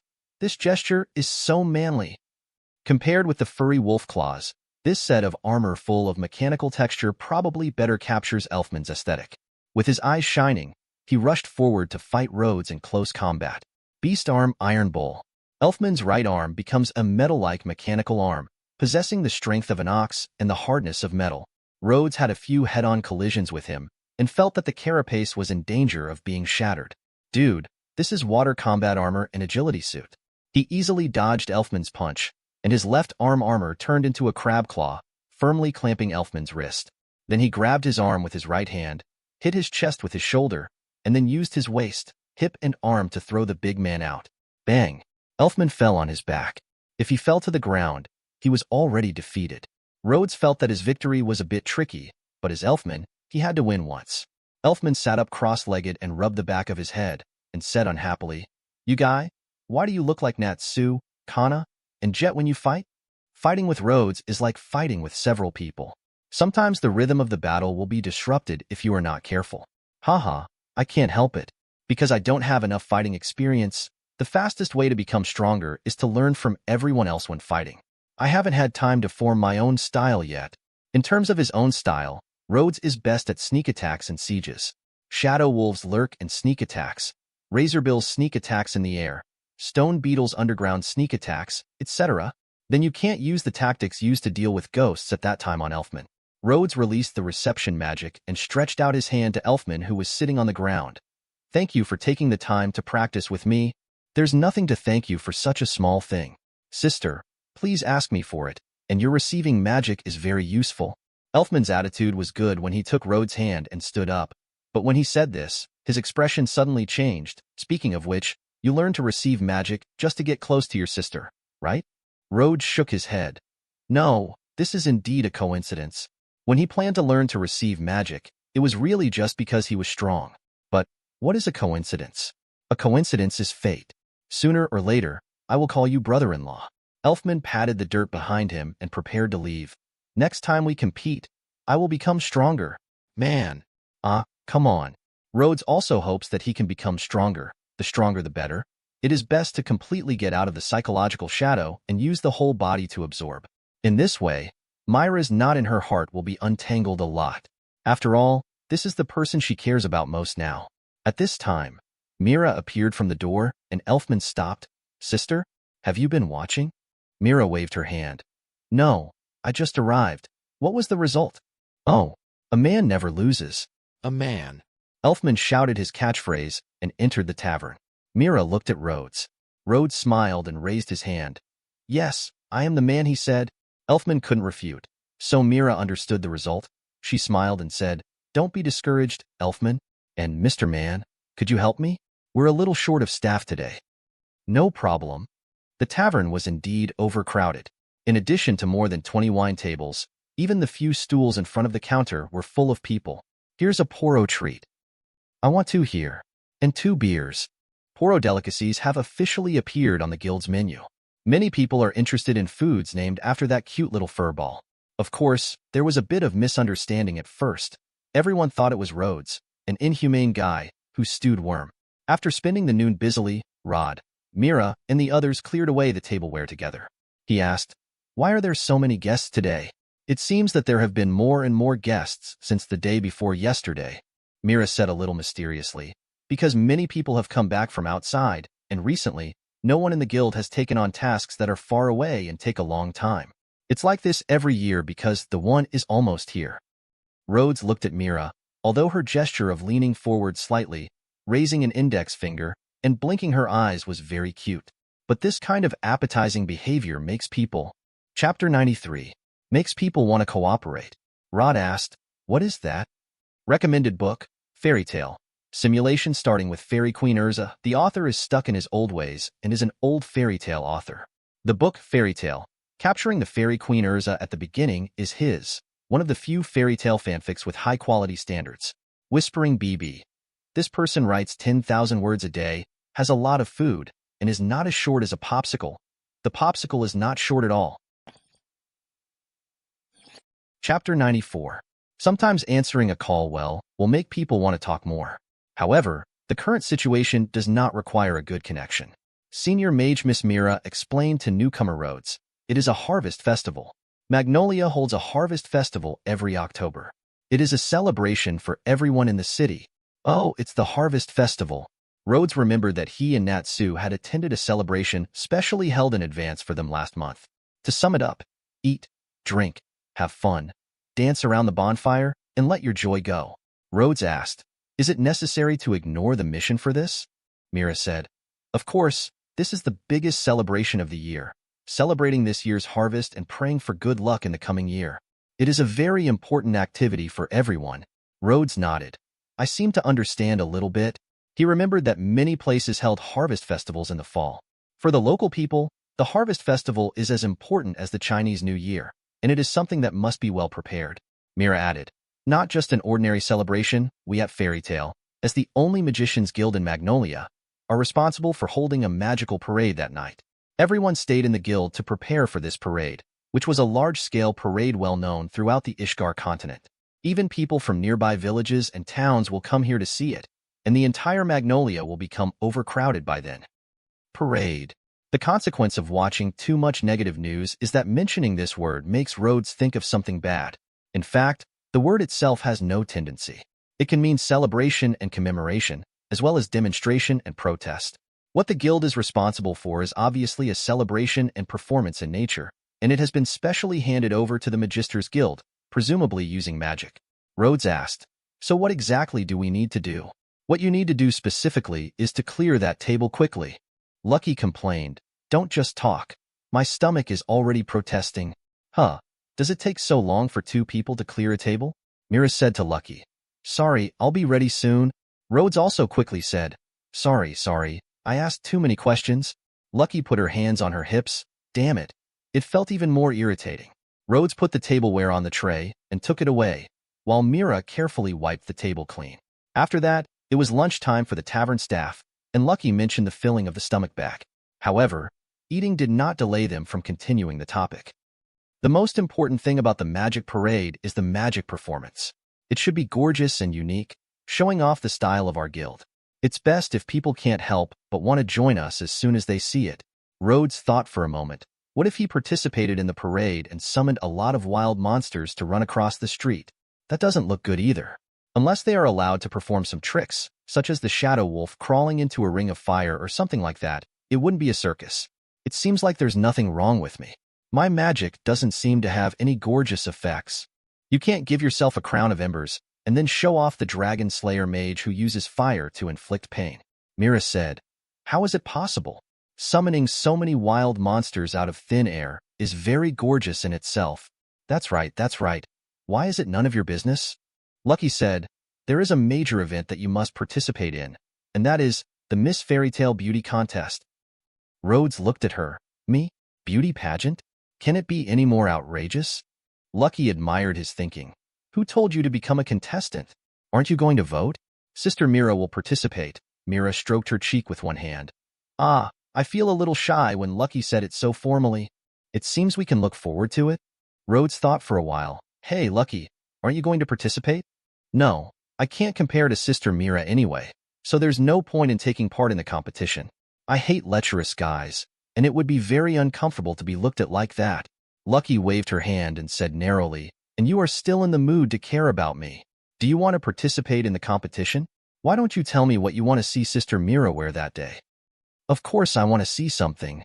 Rhodes stopped talking. Don't ask me about this kind of thing. This is a competition. I don't quite understand. Just make a wish.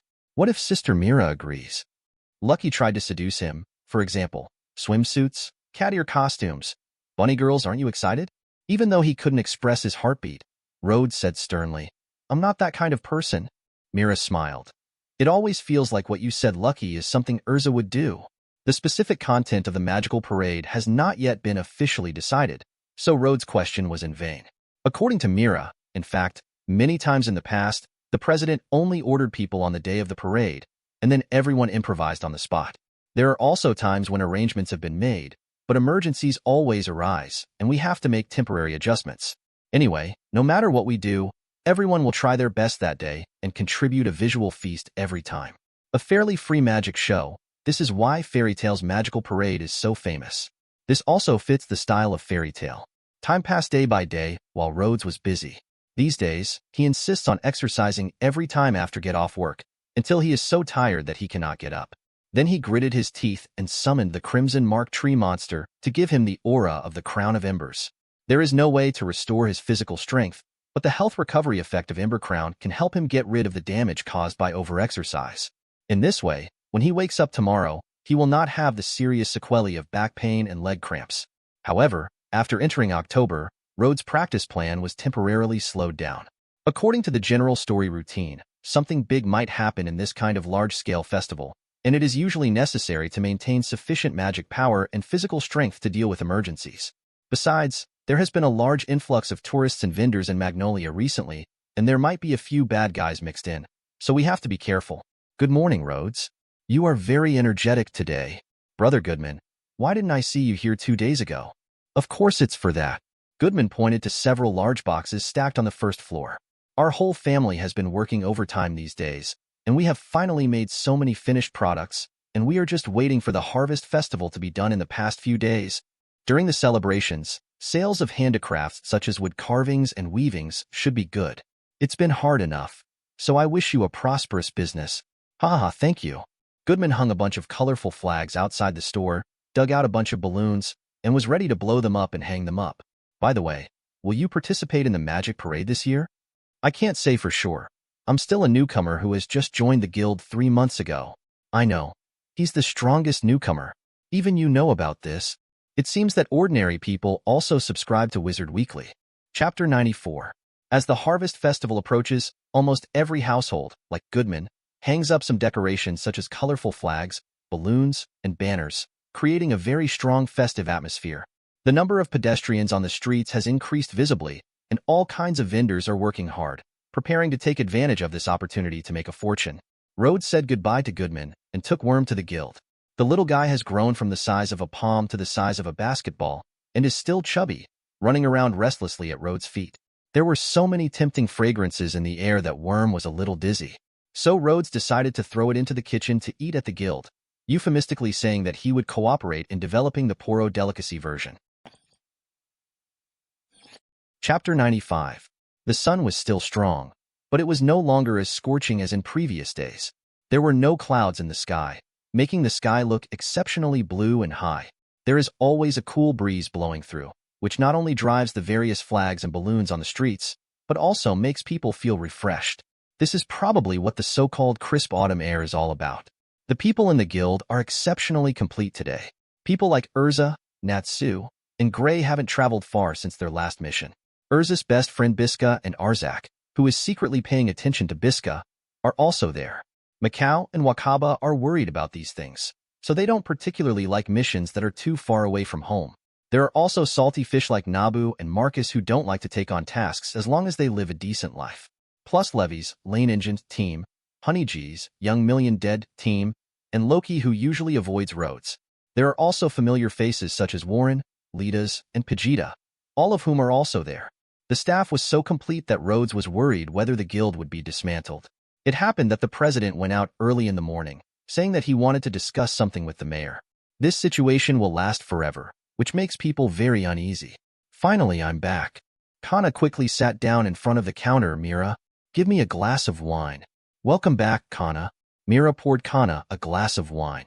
Kana drank it all in one gulp. Ha, it's great. I was so thirsty just now. One more drink. Ah, aren't you going to control your drinking today? Mira smiled and gave her a refill.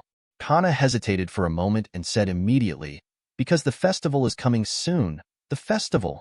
How can I not drink at this time? After she had another drink, she took out the task sheet and handed over the task. Kana, are you back? Rhodes had just finished delivering the meal. The place you went to this time seems to be far away, right? Rod, I feel like you are more energetic, Kana said calmly, because after I set off, I remembered that the Harvest Festival was coming soon, so I solved the mission as quickly as possible and rushed back. The fastest speed? Rhodes thought for a moment and asked, "You didn't get the client drunk and then tricked him into signing it while he was dazed, right?" Myra's little hand that was writing trembled. This was indeed something that Kana's character could do. How could I do such a thing? Kana was unhappy with Rhodes' malicious speculation, but immediately laughed and said, "But your idea is good. I must try it next time, huh?" Well. Mira didn't know what to say. It feels like Rhodes's brain circuits may cause even greater trouble when combined with the guild's problem children. Fortunately, Rhodes' personality is relatively reliable. Kana waved his hand. "Just kidding. It's natural to come back at this time. I just saw the thunder gods on the street. Didn't even Laxus and the others rush back?" "Really? The president will be happy to know that Laxus is back, right?" Mira knew that the relationship between the president and Laxus was somewhat tense, and felt that this festival might be a good time for their grandfather and grandson to repair their relationship. Hearing them talk about Laxus, Rhodes thought of another person. "Will Mistgang show up at events like the magic parade?" "Of course not," Kana said. "The guy will come back quietly at most, and then blend in with the crowd to watch our performance." Mira added, "It's also possible that the president asked him to release some magic to enhance the atmosphere. As long as he hides, there is no need for him to show up. Hiding behind the scenes to release magic to enhance the atmosphere. Mistigan is a special effects artist, really? An S-class wizard works as a special effects artist. Fairy Tale is really luxurious, but what a troublesome person." Rhodes thought about whether this Mistgang might have a more stable character than his own, rather than simply having difficulties as the president said. Kana played with the empty wine glass in her hand and said casually, "With this, all the S-class members in the guild will be back. I remember Lucky said that there is a super powerful uncle in our guild." Rhodes remembered that the man was also S-level. "Can we see him this time?" Kana was secretly delighted, secretly giving Rhodes a thumbs up, and then almost holding her breath waiting for Myra's answer. Mira thought for a while and said, "Is it Guildarts? I don't know this either. There is no information about him at all." Kana's hand holding the empty wine glass unconsciously exerted force. She lowered her head and couldn't see her expression clearly. "It's been 2 years, right? What mission did that guy take?" Mira shook her head. "I only know that it is more difficult than an ordinary S-level mission. The content of the mission is confidential, and even I don't know. Moreover, the mission location seems to be on another continent. It may be because the distance is too far, so no message has been sent back." Rhodes asked, "Does anyone in another continent know about our guild?" "Maybe." Mira asked, "Is Rhodes interested in other continents?" Rhodes nodded. "A little bit. I would like to take a look if I have the chance, but it's too early to say this now. I haven't even been out of the kingdom of Fiori." "Mira, have another drink." "No, a bucket." Kana raised her head with a smile on her face. "I want to have a good drink today." "Okay." Mira just thought she was happy that the celebration was approaching. In fact, it seemed strange that Kana suddenly started to control his drinking some time ago. Rhodes thought there might be something going on here. You can pay a little attention to it, but the focus is still on how to solve Myra's problem. Kana held a wine barrel and drank heavily. Occasionally, someone would come to talk to her and have a drink together. Rhodes also got busy with his work. Not long after, the door of the guild was pushed open heavily. Laxus is back, followed by the trio of thunder gods. The tavern became quiet for a while. Some people looked at Laxus longingly, some people took one look and did what they should do, and some people wanted to say hello but couldn't open their mouths. But the one who took the most initiative had to be Natsu. He jumped out immediately and geared up. "You are finally back, Laxus. I have been waiting for you for a long time. Come and duel with me." Freed, who had long green hair, pulled out a section of his sword. "If you want to challenge Laxus, you must first pass the level of us thunder gods." He actually challenged Laxus. He really overestimates his capabilities. Evergreen unfolded a fluffy folding fan, looking like a lady. "Don't overestimate your capabilities. Don't overestimate your capabilities." There were several strange dolls floating around Bigusro. The puppets talked with him, and he alone created a chattering effect. Natsu ignored them and only focused on his target. "How about Laxus? Are you afraid of losing to me?" Laxus didn't care about his provocative words and said lightly, "It's Natsu. If you want to fight, come and fight." "Laxus." The 3 thunder gods were a little confused. "I happen to have a lot of free time. It would be nice to have a little fun before that boring festival starts." Chapter 95. Laxus's indifferent attitude seemed a bit arrogant. Come on, Natsu, let me show you how big the gap between us is. Chapter 96. Natsu was overjoyed. He didn't know when Laxus started to spend less and less time in the guild, and he couldn't be found even if he tried to find him. Even if the guild came, he would always rest on the second floor and ignore his challenge. I finally caught him today, and he agreed. Okay, let's get started. I'm on fire. Natsu turned around and left. Evergreen snapped the folding fan shut, pointed at Natsu's back and asked, "What are you doing? Are you trying to escape before you even start? You really know how strong Laxus is, and the challenge is just a lip service. Not at all. Don't you dare to fight?" Natsu turned around and asked with a puzzled look on his face, "What are you talking about?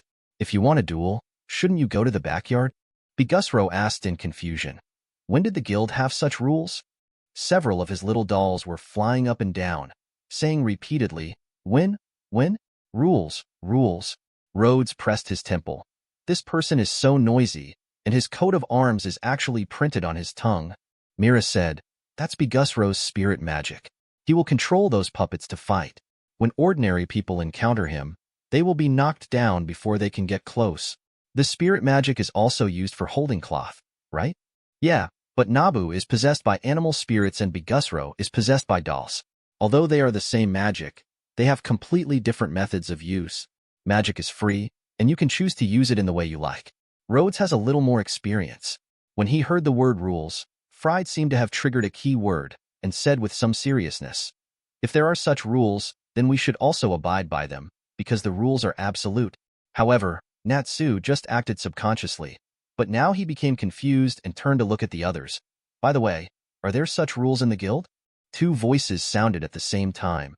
"How can there be such a rule?" "Of course there is." The crowd of onlookers was immediately divided into two groups. One group had never thought of fighting as such, and they could fight wherever they wanted. The other group believes that it doesn't matter where the fight takes place, but challenges and duels should go to the backyard. They themselves can't remember when they came up with this idea. Luo, the culprit of the incident, still doesn't know himself. Is it true or not? Mira snickered. Have you ever felt that people with such rules look familiar? Rhodes took a closer look. They were all challenged by him. The rules I set? I'm just afraid of breaking things in the pub. Some things will always become agreed upon rules inexplicably, such as baggage, scissors, and hammer. The back of the palm of the hand, the order of troops and generals. Are there more boring things in this guild? Laxus felt troubled and pushed back the coat he was wearing. Fried naturally caught the coat and put it on his arm, like. Rhodes rubbed his eyes and confirmed to Mira. Fried, is he a man? Of course, Mira said, but he is not good at socializing. He may only show up in the guild a little more than Mr. Gon. Everyone doesn't know much about him. Another weirdo. Weird in every sense of the word. Laxus stretched out a hand and gave Natsu a slight hook. Come on, Natsu. I don't need such a spacious place to deal with you. Stop looking down on others. I've become a lot stronger. Natsu didn't bother to change places and rushed forward, Fire Dragon's iron fist. Laxus stood still and grabbed Natsu's wrist. Oh, are you really getting stronger? Jet was surprised. Catch Natsu's fist so easily. Troy said, That's Laxus. Levi was a little uneasy and leaned back, hitting the back of his head against the hard breastplate. Erza? A sense of security has come up. Erza watched the battle seriously. After Natsu's fist was caught, he immediately kicked his legs. Laxus easily blocked it and threw Natsu away with his backhand. Natsu turned over in the air, and after landing, he rushed forward again, attacking continuously with punches and kicks. Although they were all blocked, Erza nodded with satisfaction. Yeah, Natsu has indeed become stronger. Why is he so strong? Isn't this completely suppressed? Gray felt that the reason for fighting for so long was not because Natsu was strong. It's because Lajerthas isn't serious at all. Happy ran up to Kana. We changed our minds and bought Laxus to win. Kana refused. No, the deal has been closed. Why is this happening? Happy had no choice but to turn around and said, Come on, Natsu. Loki smiled and said, Do you have to do this to cheer for Natsu? Man. Laxus once again knocked Natsu back, with a trace of golden lightning on his arm. It's a bit disappointing if it's only at this level. It's really strong. Natsu actually laughed out loud. He took a deep breath and said, The roar of the fire dragon. The crowd of onlookers retreated quickly. They were all experienced magicians watching the excitement, so they would not be affected like this. Only the floor, tables, chairs, and benches were not so lucky. They were burnt to pieces and blown away. Rhodes felt distressed for a while. This is why I want to fight outside. Laxus just stood there motionless, folding his arms and letting the flames engulf him. Natsu wiped the corner of his mouth and said excitedly, "How about this move?" Laxus.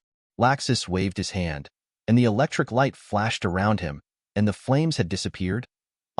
What is it like? Then he dusted off his clothes and said, "Forget it.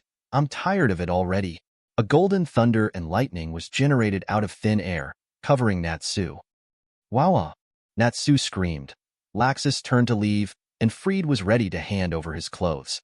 However, Natsu's voice came. "It's not over yet." After the lightning dissipated, even though his body was already smoking, Natsu still smiled. "I am no longer a brat who will be knocked down casually by you." "Oh."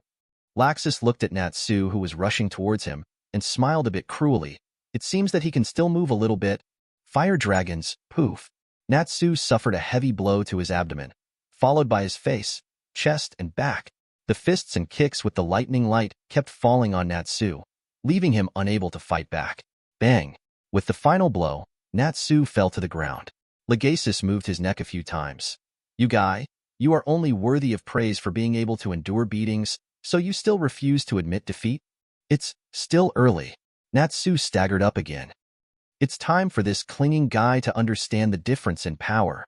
Laxus raised his right fist. Amazing magic power erupted from his body, and lightning gathered on him. Erza felt something was wrong and couldn't help but want to stop. "Laxus." It's just that she was a step too late.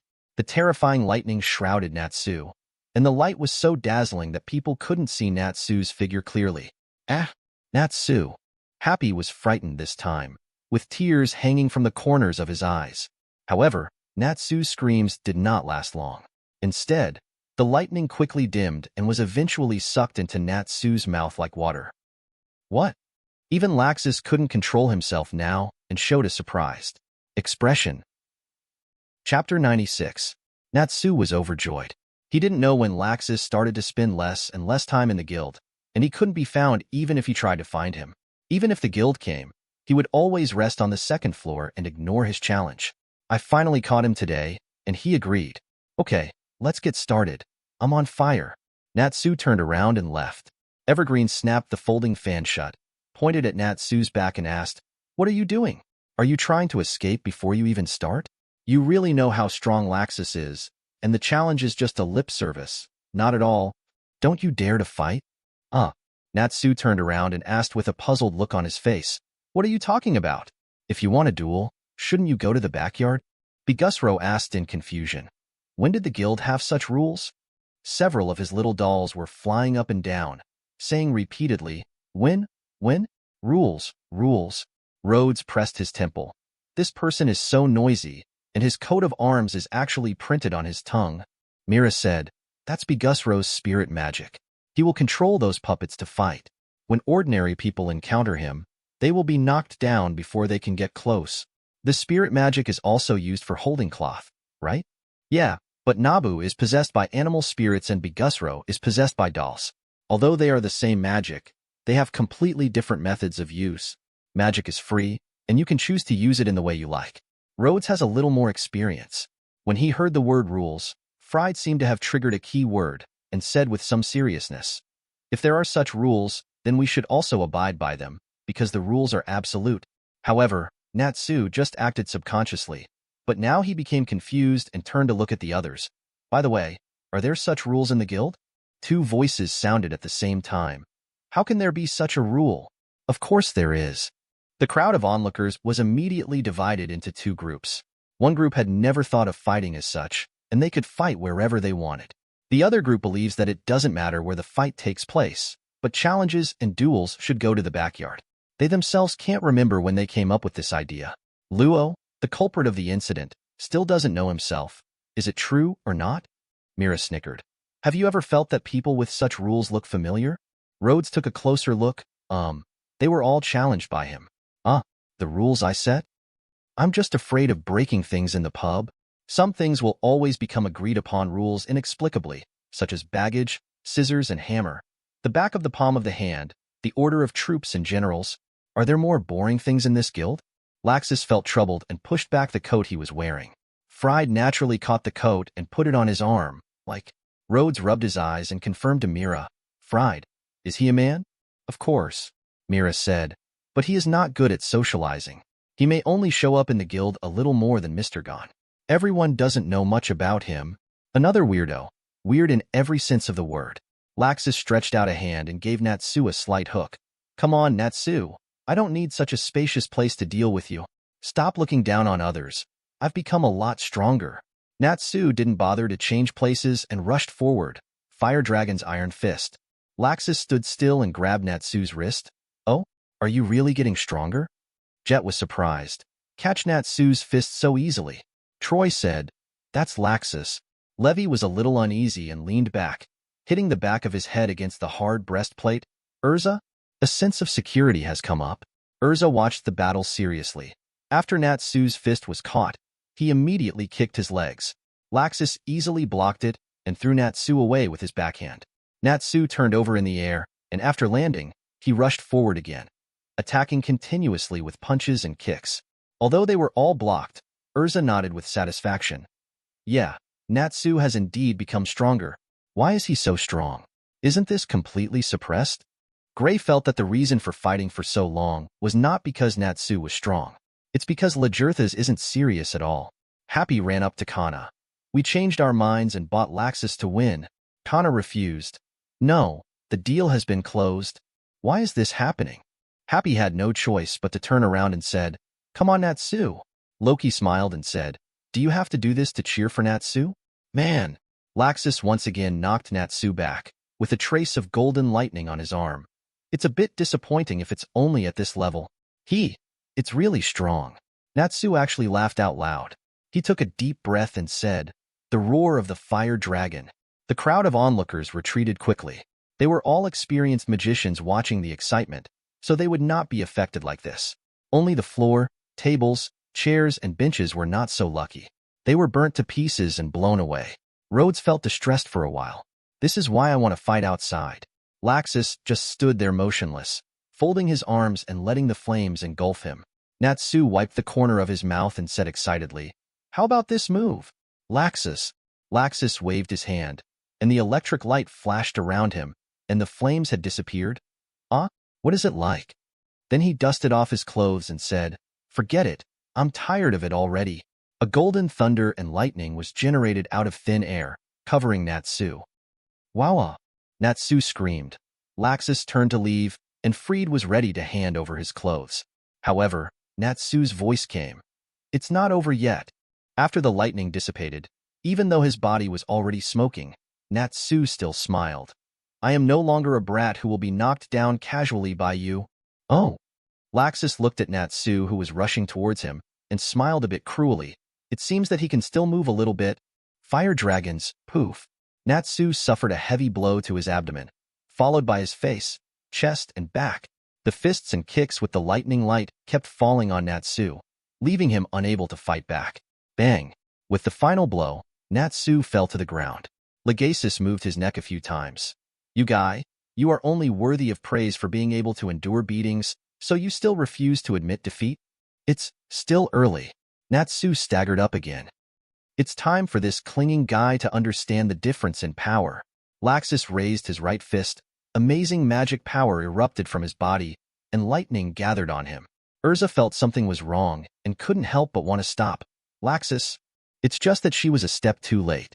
The terrifying lightning shrouded Natsu, and the light was so dazzling that people couldn't see Natsu's figure clearly. Natsu. Happy was frightened this time, with tears hanging from the corners of his eyes. However, Natsu's screams did not last long. Instead, the lightning quickly dimmed and was eventually sucked into Natsu's mouth like water. What? Even Laxus couldn't. He controlled himself now and showed a surprised expression. Chapter 96. Chapter 98. Don't even think about running away, Laxus. You were so virtuous. Why are you still thinking about Laxus? Rhodes patted Natsu's head and said, come on and challenge me. Watch me hang you up and beat you. Love. We want to buy Rhodes to win. Now that he knew that Natsu would be fine, Happy wouldn't be polite to persecute Natsu. Natsu began to argue weakly with Happy. Happy got louder and louder, and if it was Natsu now, he would think it would be okay to have a fight. Rhodes opened the cloth bag. Inside were bags of medicinal powder, with a note detailing the usage and dosage. How did she figure it out? I've been training a little harder recently, but I often use Ember Crown to recover. I also applied some trauma ointments and lotions, but I didn't feel any discomfort. Rod, the smell of medicine on your body is so strong that I feel like vomiting. Smell? Rhodes smelled his arm and stretched it out in front of Happy. Does it smell? Happy sniffed. It doesn't smell like fish. I'm not asking you fish.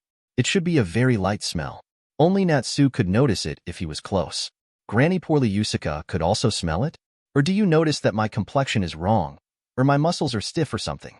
It seems that the life recovery function of the red buff is not omnipotent and cannot be messed with at will. When we returned to the guild, the floor, tables, and chairs had been restored to their original state, which was obviously due to Lucky again. Natsu followed Rhodes and Happy into the guild listlessly, staggering like a zombie. Are you okay? Natsu.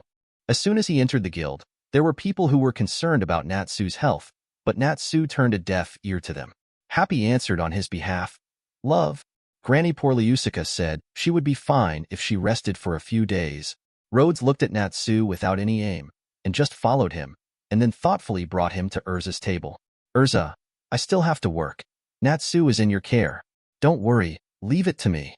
Erza took Natsu over. Rhodes heard a dang sound. He touched his forehead, hearing the familiar sound of his head colliding with his armor. Ha ha ha. Rhodes didn't snicker. When he returned to the counter, Mira greeted him and then asked, Is Natsu okay? Rhodes nodded. Well, he will be weak for a while. Just rest more. Okay then. What is that? Mira saw the cloth bag in Rhodes' hand. Grandma Porliusica suddenly gave me the medicine. Mira paused in her work. Are you forcing yourself again? Rhodes felt a little guilty for no reason. It doesn't count. I just tried to do ordinary extreme training before. Mira looked at him. How on earth are the two words ordinary and extreme used together? My lingua franca isn't very good. Rhodes. The tone was not serious, but she could feel her unhappiness. I'm just looking for ways to get stronger as soon as possible. I've been reigning in these days. I should be able to figure out the most suitable training intensity after a while. I hope we can find a balance before the medicine pack runs out. Seeing Grandma Poliusica's attitude today, Rhodes was still a little scared. If he accidentally failed himself through training, he wouldn't know where to cry. Just thinking about the careless way Laxus took care of Natsu today, I felt that if I stopped working hard, I would be far away from beating him and Mr. Gon. Rhodes looked at the medicine bag in his hand. But these are enough for a long time, so let's practice first. Mira stopped talking, and Rhodes felt a little awkward. Well, don't you say something? What? Mira wrote something in the register without looking up. You said that's right, it's well-founded, and there are plans for the future, which are all very good. Oh, Rhodes felt that the atmosphere was not right, and he should say something. Reasonable? But she already said I was right. Apologize? How to apologize if you were clueless? Gag? It was stopped once just now. Going up to coax her? That's not right either. The relationship hasn't reached that stage yet. Cold treatment is also the last resort. At this time, Mr. Cook's voice sounded. Table 6, grilled lamb chops, Four Seasons pizza. Here it comes. Rhodes put the cloth bag on the counter and went to the food delivery port to pick up the food. He carried the tray around the counter, stopped in front of Mira, hesitated and whispered, Thank you. Myra's pin tip stopped and she looked up at Rhodes' leaving figure, her eyes softening a lot. After all the busy work, it was finally time to get off work. Rod, Mira, and the others cleaned up the tavern together. Sally and Izzy were here these days. Since they couldn't go out to do tasks anyway, they just helped in the tavern. After finishing the chores, everyone said goodbye to each other, and Rhodes walked to the backyard. Lucky asked, Are you going to practice again? Yeah, I've been too busy these past few days, and I don't have much time to practice magic during the day. Rhodes said, You guys lock the door. I'll go directly from the backyard in a moment. Accept. Rhodes transformed into a swift crab form, practiced the accompanying skills for a few rounds, and then released the magic. Receive, Wild Monster Soul, Shadow Wolf. Spots of light flashed across Rhodes' body. His figure grew taller, wolf hair grew on his body, and his appearance completely transformed into a werewolf. What he received was a two-headed wolf, but instead of growing a second head, there was a wolf-shaped black shadow surrounding him. As long as Rhodes has a thought, He can command the shadow to rush out and bite people at any time, just like commanding his own hands and feet. When using this form, not only can the strength and physical coordination be increased, but also the ability to sneak quietly in the shadows, and the sense of smell is also greatly enhanced, especially the smell of blood.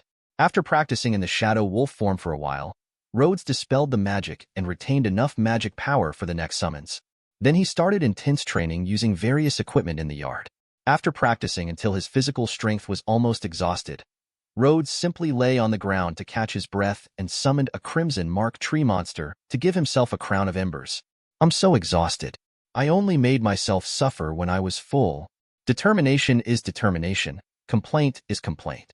Rhodes closed his eyes and waited silently for the crown of embers to take effect. The feeling of the soreness and swelling subsided little by little that comes with the life-restoring effect is actually very comfortable. It was so comfortable that it felt like someone was gently wiping the sweat from his face with a hot towel. Rhodes opened his eyes. Mira, haven't you gone back so late? Mira squatted next to him, gently brushed the hair around her ears and said, because I have to take stock of the drinks and sort out tomorrow's shopping list, it took me a while.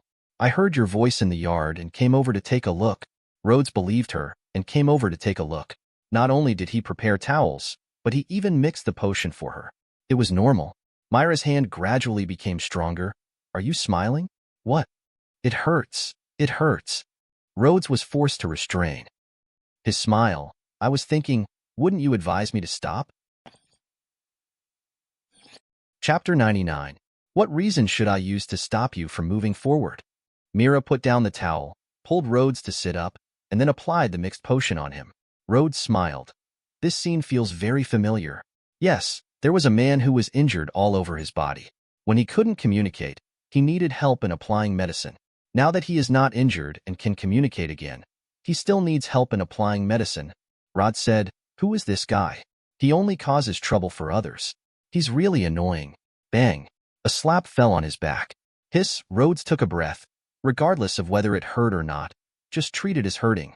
Mira suddenly said, I will also come to practice with you tomorrow. Of course it's a good thing to have someone to accompany you. Why suddenly?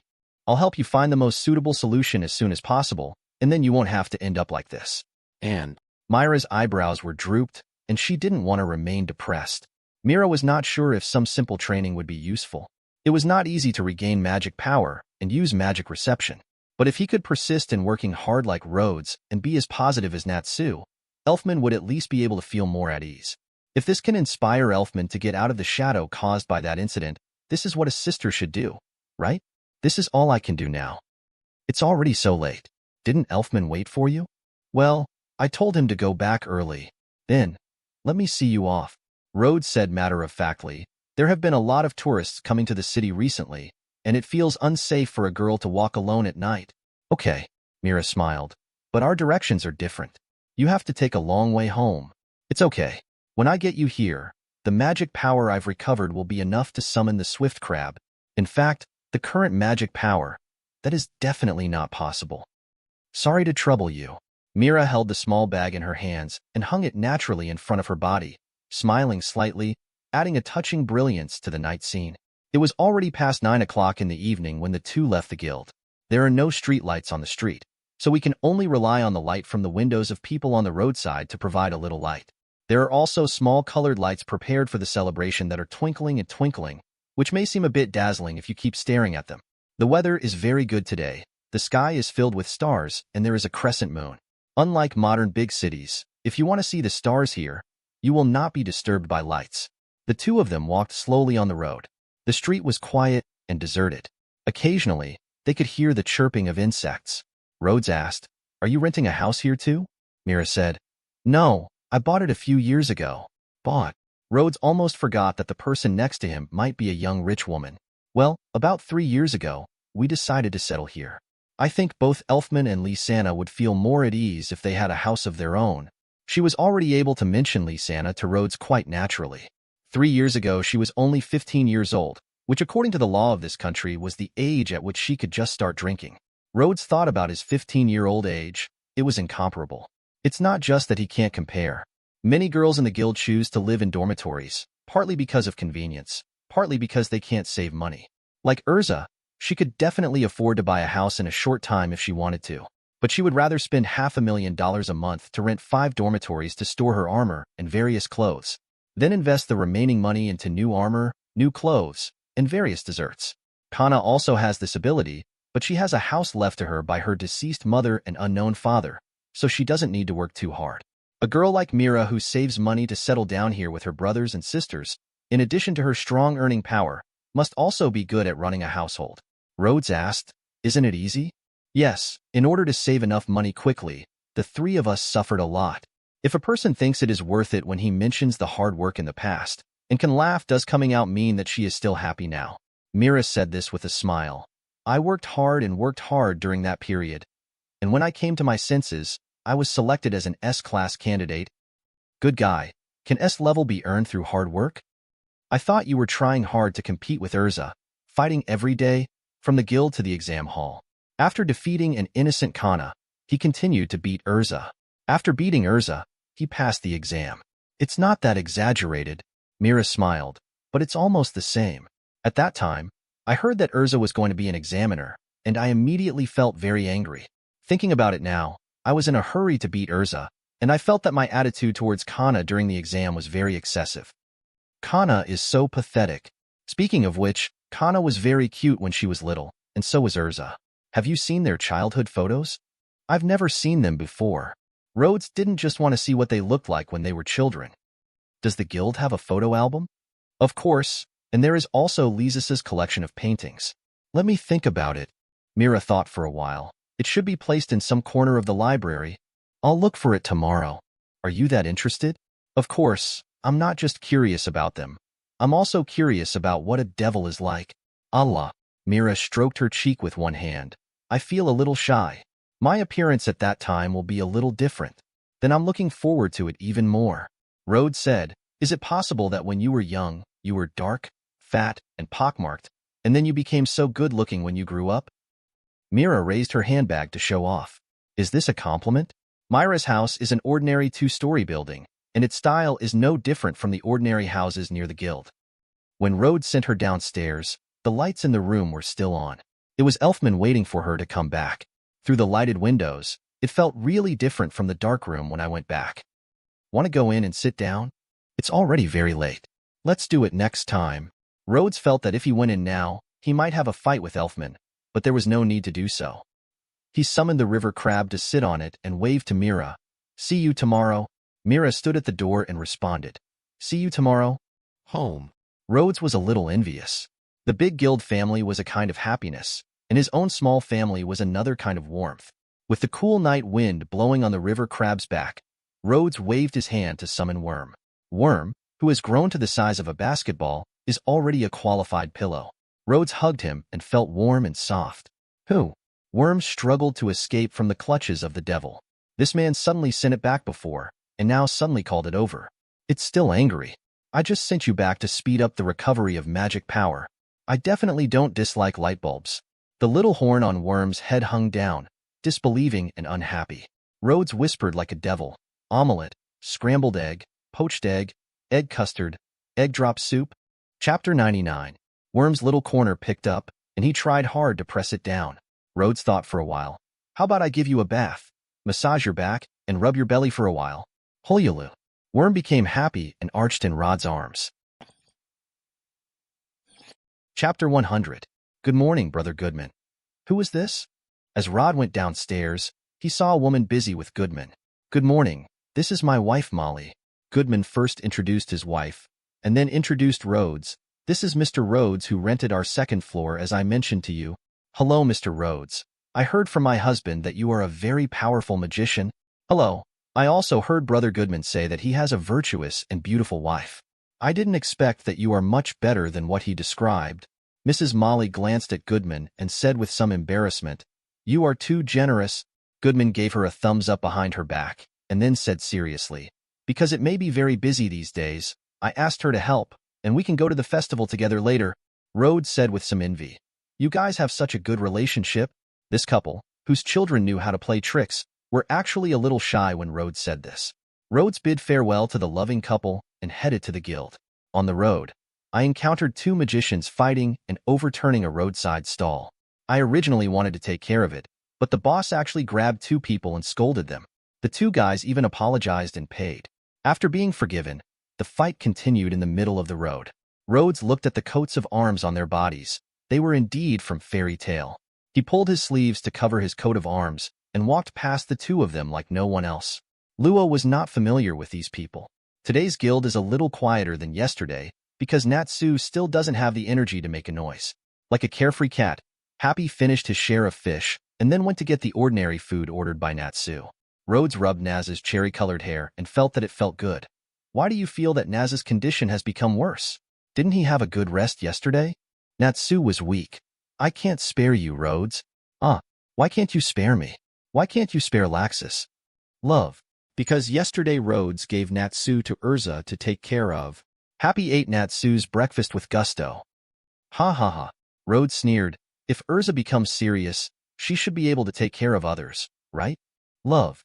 Because Erza felt sorry for Natsu when she saw him in pain, so she knocked him out. Happy paused and added, 5 times. I'm sorry, it's my fault. Rhodes found that he had underestimated Erza's detachment. He thought that the most he could do was play with the armor and the bandages, but he didn't expect her to be so ruthless. I can't imagine that if Erza becomes a mother in the future and her child falls and cannot get up, will she draw her sword on the spot? Can't stand up? It seems that your leg is broken. Bear with it, and Mom will help you amputate it. If you are afraid of pain, Mom can knock you out first and then amputate it. Ouch, Rhodes shuddered. Mira was better. Lucky shouted at the counter. Rod, come here quickly. Sister Mira has something good to show you. Mira showed Rhodes the photo album and painting album in her hand. Have you found it? Rhodes looked at her with some anticipation as she opened the album. The appearance of the guild a few years ago was presented to Rhodes page by page.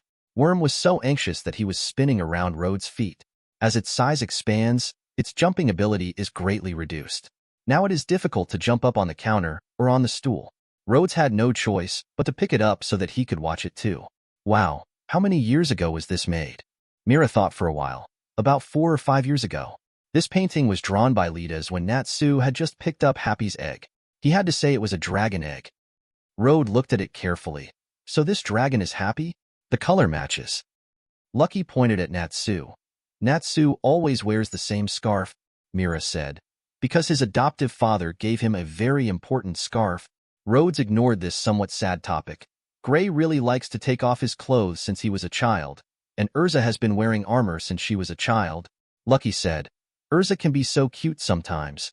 Rhodes asked, Lucky, when did you join the guild? Haven't you seen Erza when she was a child? About 2 years ago. I feel that Erza was almost the same as she is now. Lucky said with regret. After a pause, Lucky said again, looking at this painting alone, I feel that Macau was quite handsome at that time. Was Litas bribed by him? Mira smiled and said, No, Macau was like this when he was young. President, there hasn't been much change. Lucky nudged Rhodes with her elbow. Hey, after looking at her for so long, do you think you didn't recognize Sister Mira? That's not the case. It's just that the temperament is too different from now. I can't believe it. Rhodes asked, Mira, did you and Litas have a bad relationship at that time? No. Litas's paintings are very good. Except for Happy, they are all exactly the same. Mira looked at herself in the painting and asked, How are you? Are you scared? Rhodes shook his head. It's not that scary. This is another kind of cuteness, but it's a little different from what I imagined. The gentle sister next door I like was once a little girl? It seems a bit like Xiaozhua. Mira flipped through the albums and photo albums one by one, explaining what happened while painting. When looking at his past photos, he would occasionally look at Rod's reaction. Rod's mood was a little complicated. He found that he didn't know Mira well enough. He tried hard to write down this useless information, not only for Mira, but also for the interesting memories that everyone would have. Erza noticed this at some point and came over to look through it together. I feel like a lot of things have happened, and I feel a little nostalgic. As she spoke, Erza looked at a picture of her standing in the middle, with Natsu and Gray looking to both sides with their lips curled up. He looked like he didn't want to take a photo with the other person, but he didn't dare to disobey Erza. Why is this kind of painting even preserved? Gray immediately saw the painting of himself holding a big bag on his head. Mira said, Because they are precious memories, and they are very interesting. Yeah. Erza crossed her arms and nodded seriously. Only Gray didn't want to recall what happened at that time. Even Laxus can be so cute sometimes. Lucky discovered a little Laxus. Rhodes looked at the lively and lovely Laxus and wondered, when did that guy start to look like this? Gray said, who knows, maybe it started after the president drove away his son, Laxus' father. Erza said, Gray, the president doesn't want us to talk about this matter. Rhodes patted Gray on the shoulder and pointed behind him. Gray looked back at his clothes and looked down at his big pants. When? Thanks for watching. You can find the next videos in the playlist linked in the info card, directly on my channel, or right here on the screen. And as always, if you have any feedback, feel free to share it in the comments too.